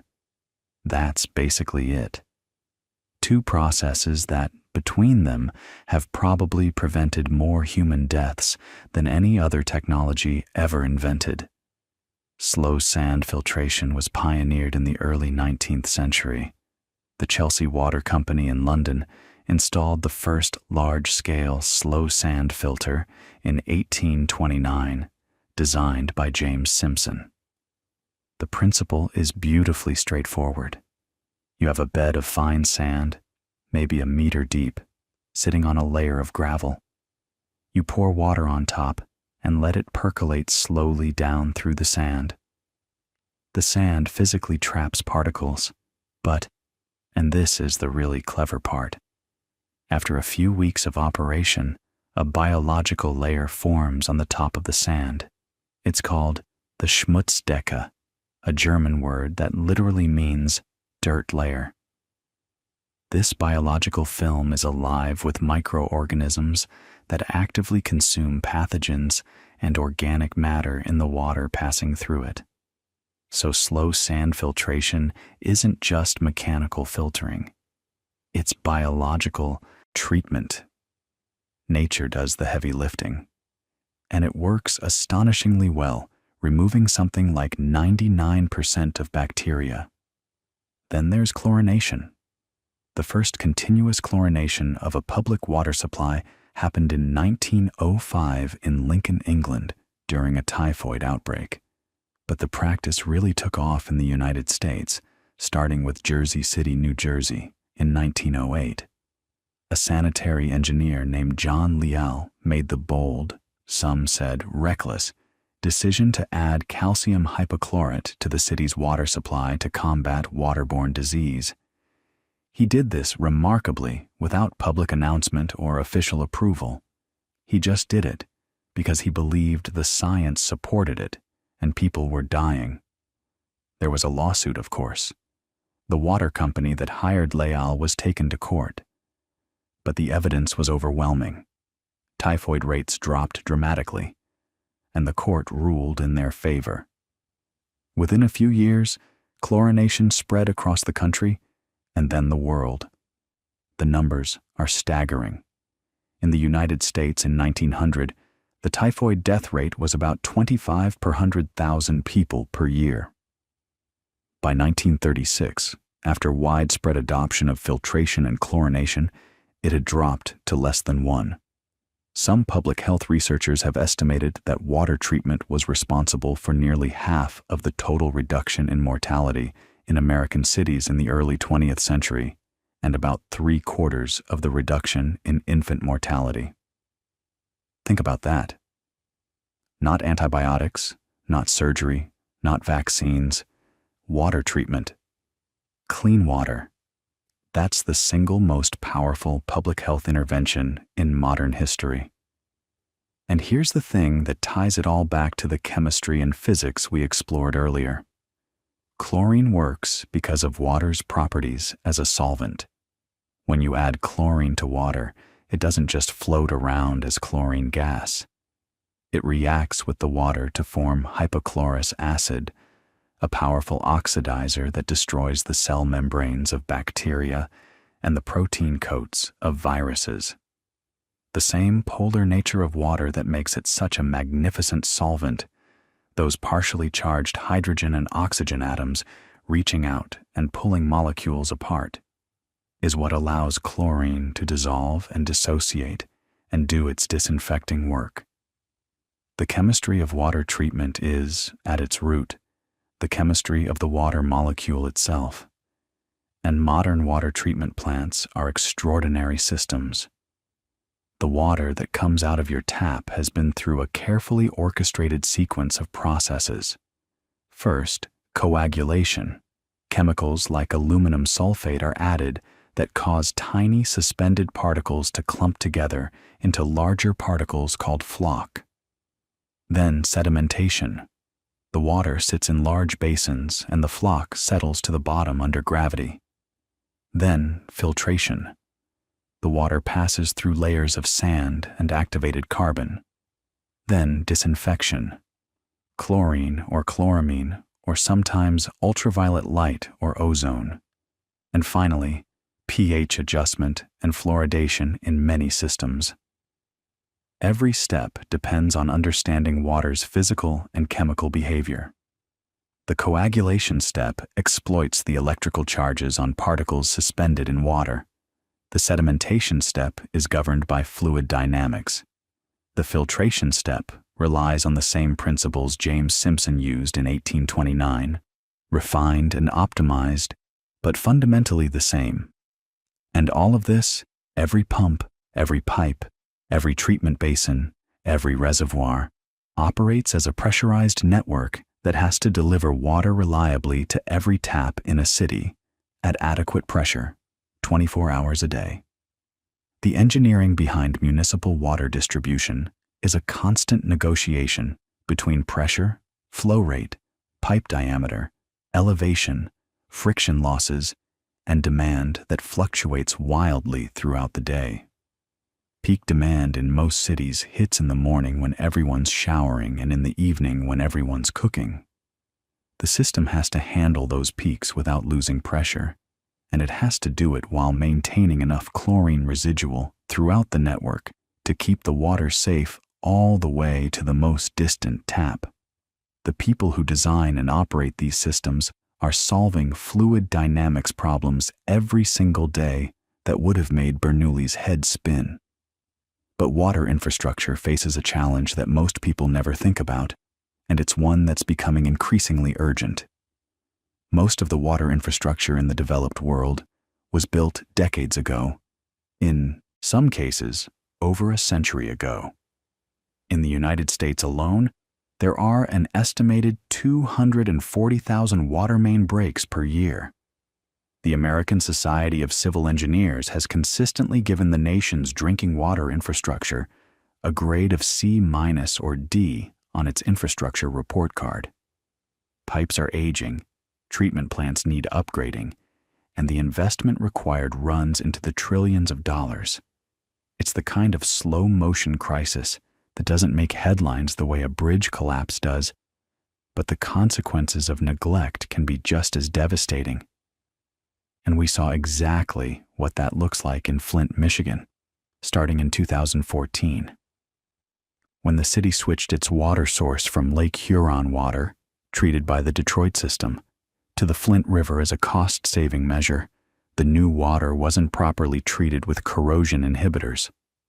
The Flint River water was more corrosive than the Lake Huron water. It had different chemistry, different pH, different levels of chloride. And that corrosive water attacked the aging lead service lines that connected homes to the water mains. Lead leached into the drinking water at levels that were, in some homes, catastrophically high. The crisis exposed tens of thousands of residents, including thousands of children, to dangerous levels of lead.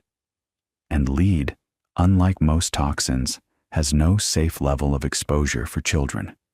It damages developing brains permanently.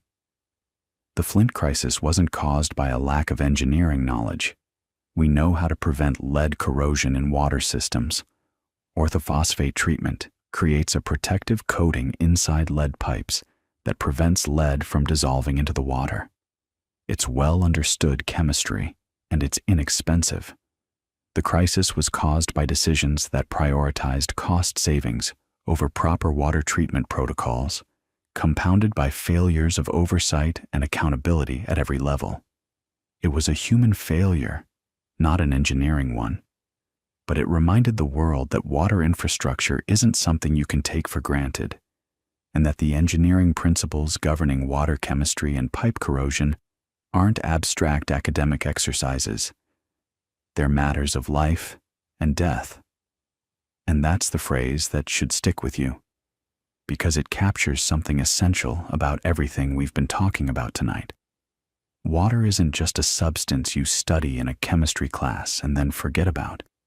It's the substance that every civilization has had to master or perish, and the engineering that delivers it safely to your tap is one of the great invisible achievements of modern life. But invisible achievements have a dangerous tendency to become invisible priorities. Flint is the case everyone knows, and rightly so, because of the scale of harm to children who had no say in the decisions made on their behalf. But Flint isn't an isolated story. It's a symptom of something much broader. Across the United States alone, there are an estimated 6 to 10 million lead service lines still in the ground, connecting homes to water mains. 6 to 10 million. Many of them were installed in the late 1800s or early 1900s, back when lead was considered an ideal pipe material. It was malleable, durable, easy to work with, and it didn't corrode the way iron did. Or so they thought. We now know that lead pipes can be managed safely with proper corrosion control, the way most cities do it, but the pipes themselves are a latent risk. They're time bombs waiting for someone to change the water chemistry without thinking through the consequences. And lead is just one piece of the infrastructure puzzle. Think about all the other materials in a water distribution system. Cast iron mains from the early 20th century, ductile iron from the mid-century, concrete pressure pipes, PVC installed in the 70s and 80s, copper service lines. Each material has its own failure modes, its own lifespan, its own relationship with the water flowing through it. Cast iron corrodes from the inside, building up tuberculation. These rough, barnacle-like deposits that narrow the pipe diameter and reduce flow. Concrete pipes can suffer from sulfide corrosion, where bacteria in the water produce hydrogen sulfide gas that converts to sulfuric acid on the pipe walls. And every joint, every valve, every fitting is a potential failure point. The American Water Works Association has estimated that the United States needs to invest over $1 trillion in water infrastructure over the next 25 years just to maintain current levels of service. Not to improve things, just to keep them working. And similar numbers exist in the UK, in Europe, in Australia, anywhere that built extensive water systems in the 19th and early 20th centuries and is now watching those systems age past their design lives. Here's the thing about infrastructure investment, though. It's not glamorous. Nobody wins an election by promising to replace water mains. You can't see the improvement. When a new highway opens, people drive on it and feel the difference.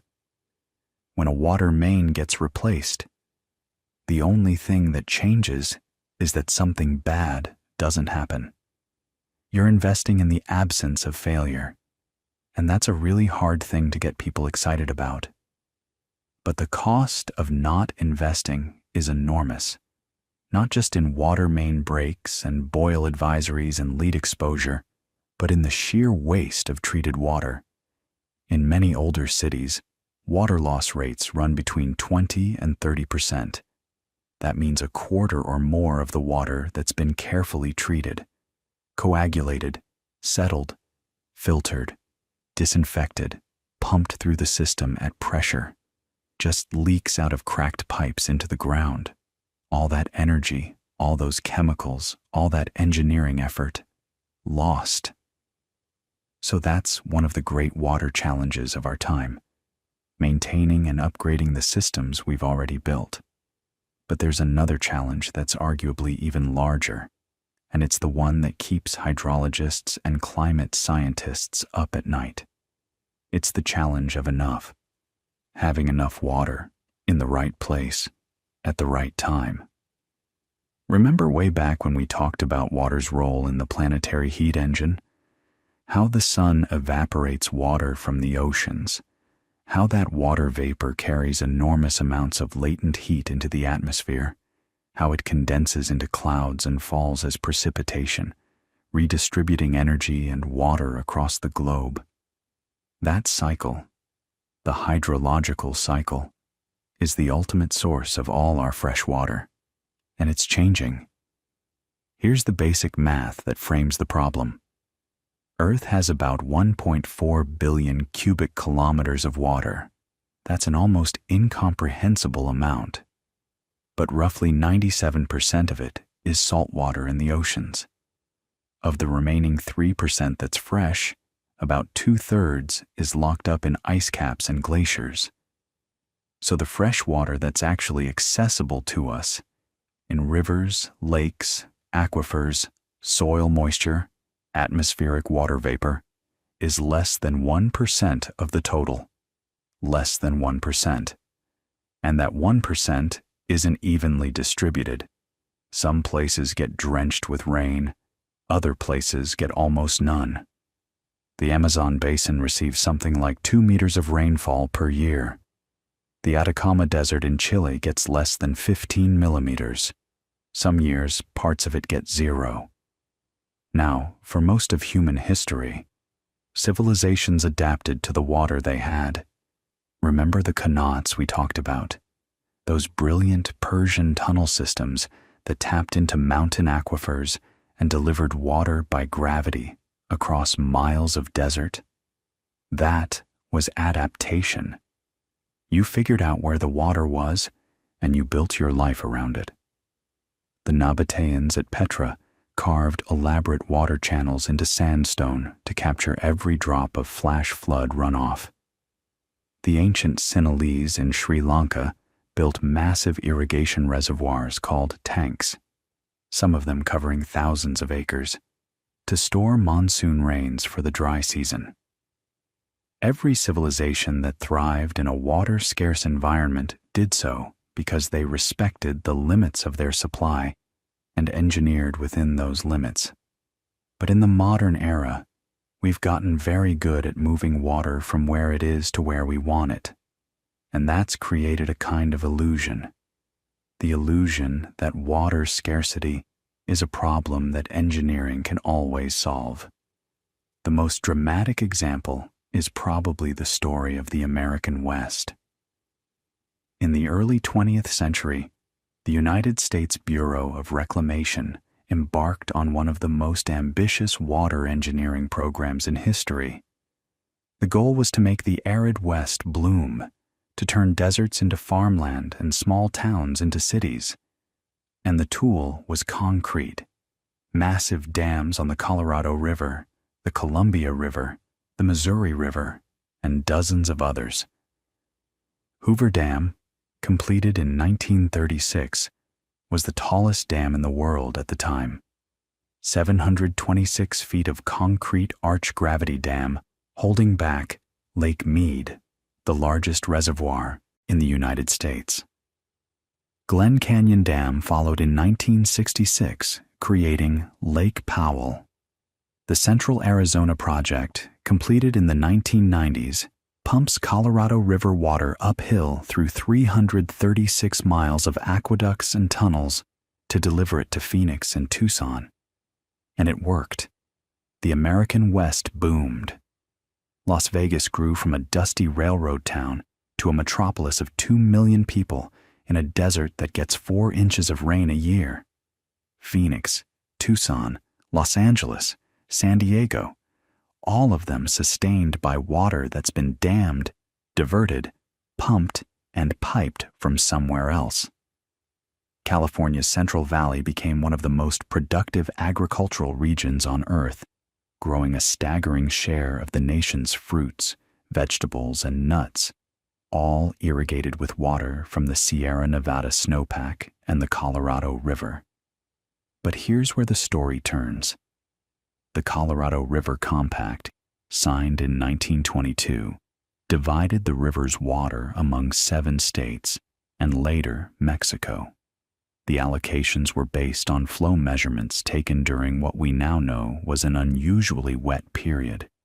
The compact allocated about 16.5 million acre-feet per year. But the river's long-term average flow, based on tree ring studies going back centuries, is closer to 13 million acre-feet.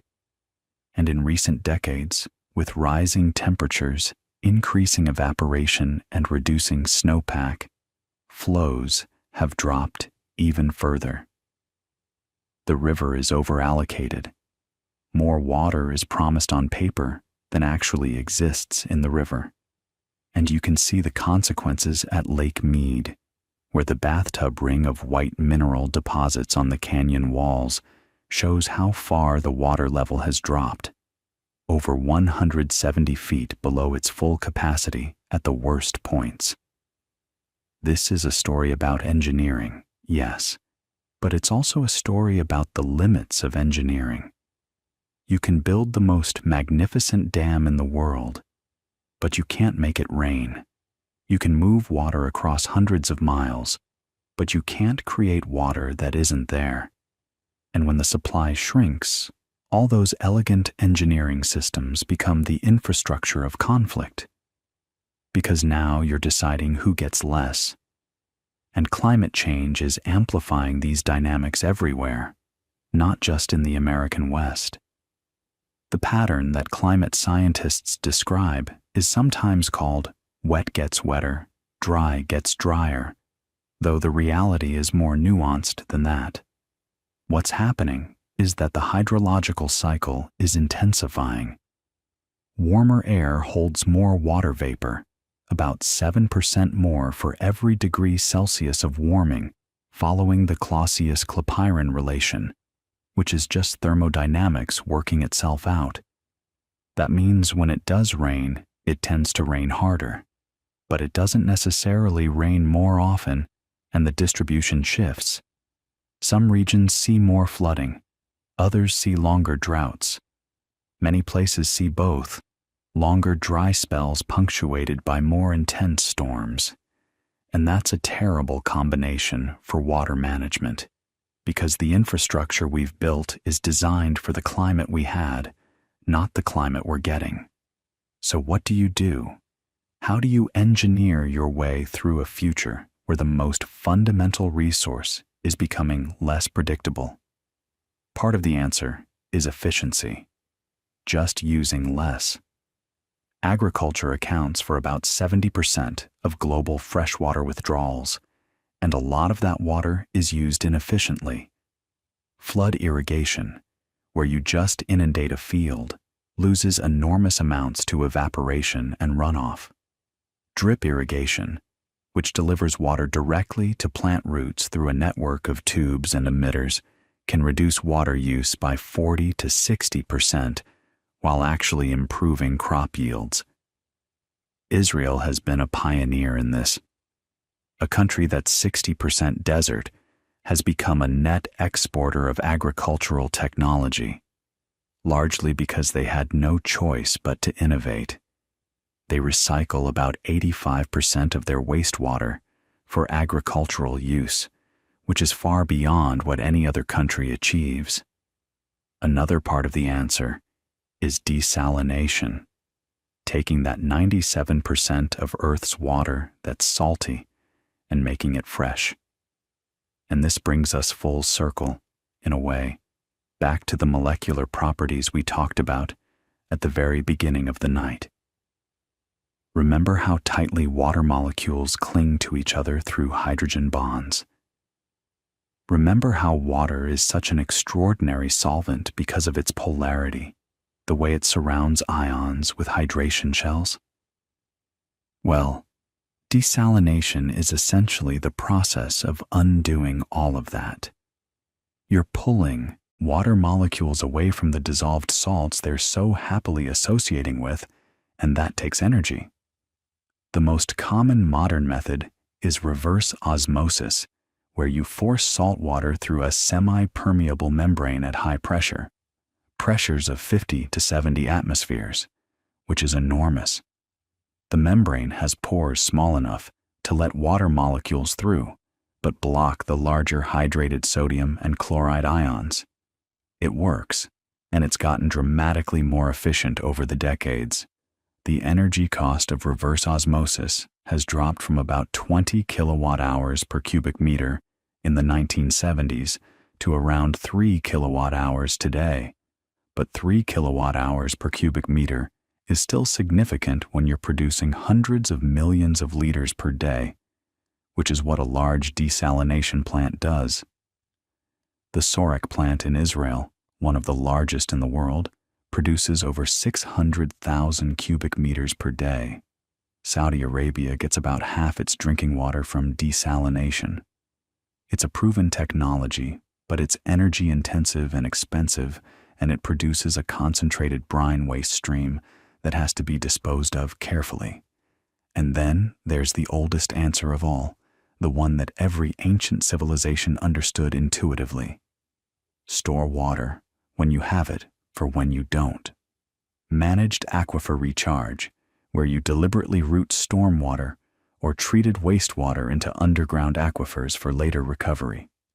Rainwater harvesting, watershed protection, keeping forests and wetlands intact because they act as natural sponges, absorbing rainfall and releasing it slowly. Sometimes the best engineering is knowing when to let nature do the work. You know, lying here thinking about all of this, what strikes me is how everything connects. The molecular geometry of a single water molecule, that 104.5-degree bend, those two lone pairs of electrons on the oxygen, leads directly to hydrogen bonding, which leads to water's extraordinary properties as a solvent and a heat carrier, which leads to the hydrological cycle, which leads to the distribution of fresh water on Earth, which leads to where civilizations rise and fall, which leads to aqueducts and canals and dams and treatment plants, which leads to the water coming out of your tap right now. It's one unbroken chain of cause and effect, from the quantum mechanical behavior of electrons in a single molecule to the geopolitics of river basins shared by hostile nations. And every link in that chain was figured out by someone, some curious person who looked at water and asked why. Why does it boil so high? Hydrogen bonds. Why does ice float? That open crystal lattice. Why does it dissolve almost everything? Polarity and hydration shells. Why does it climb up a tree trunk 300 feet against gravity? Surface tension and cohesion in capillary channels narrower than a human hair. Every answer is satisfying, and every answer opens the door to another question, and that's what makes water so endlessly fascinating. It's the most common substance in your daily life, and it's one of the strangest substances in the universe. So the next time you pour a glass of water, or step into a hot shower, or watch rain run down a window, maybe for just a moment you'll think about what's actually happening. The hydrogen bonds forming and breaking 1 trillion times a second. The heat being absorbed and carried and released. The ancient engineering that moved that water from its source to your home. The chemistry that made it safe to drink.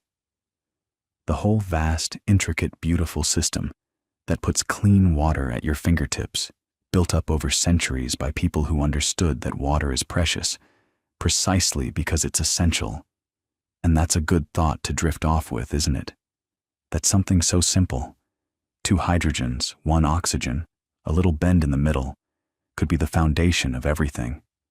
Your body is mostly water right now, as you lie there. The blood moving through you, carrying oxygen to your cells, is mostly water. The electrical signals in your brain, the ones that are gently slowing down as sleep approaches, depend on ions dissolved in water, moving through channels in cell membranes made possible by the hydrophobic effect we talked about hours ago. You are, in the most literal sense, made of water, thinking about water. So let that thought settle. Let it be as quiet and steady as water in a deep, still well.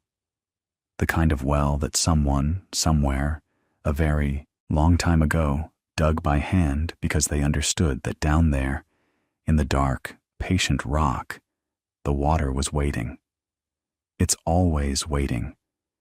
And now you can rest, because tonight at least you understand a little bit more about why it matters so much, and how it works, and how remarkable it really is. Just water. Just the most extraordinary, ordinary thing in the world. And you can let it carry you, gently, all the way to sleep.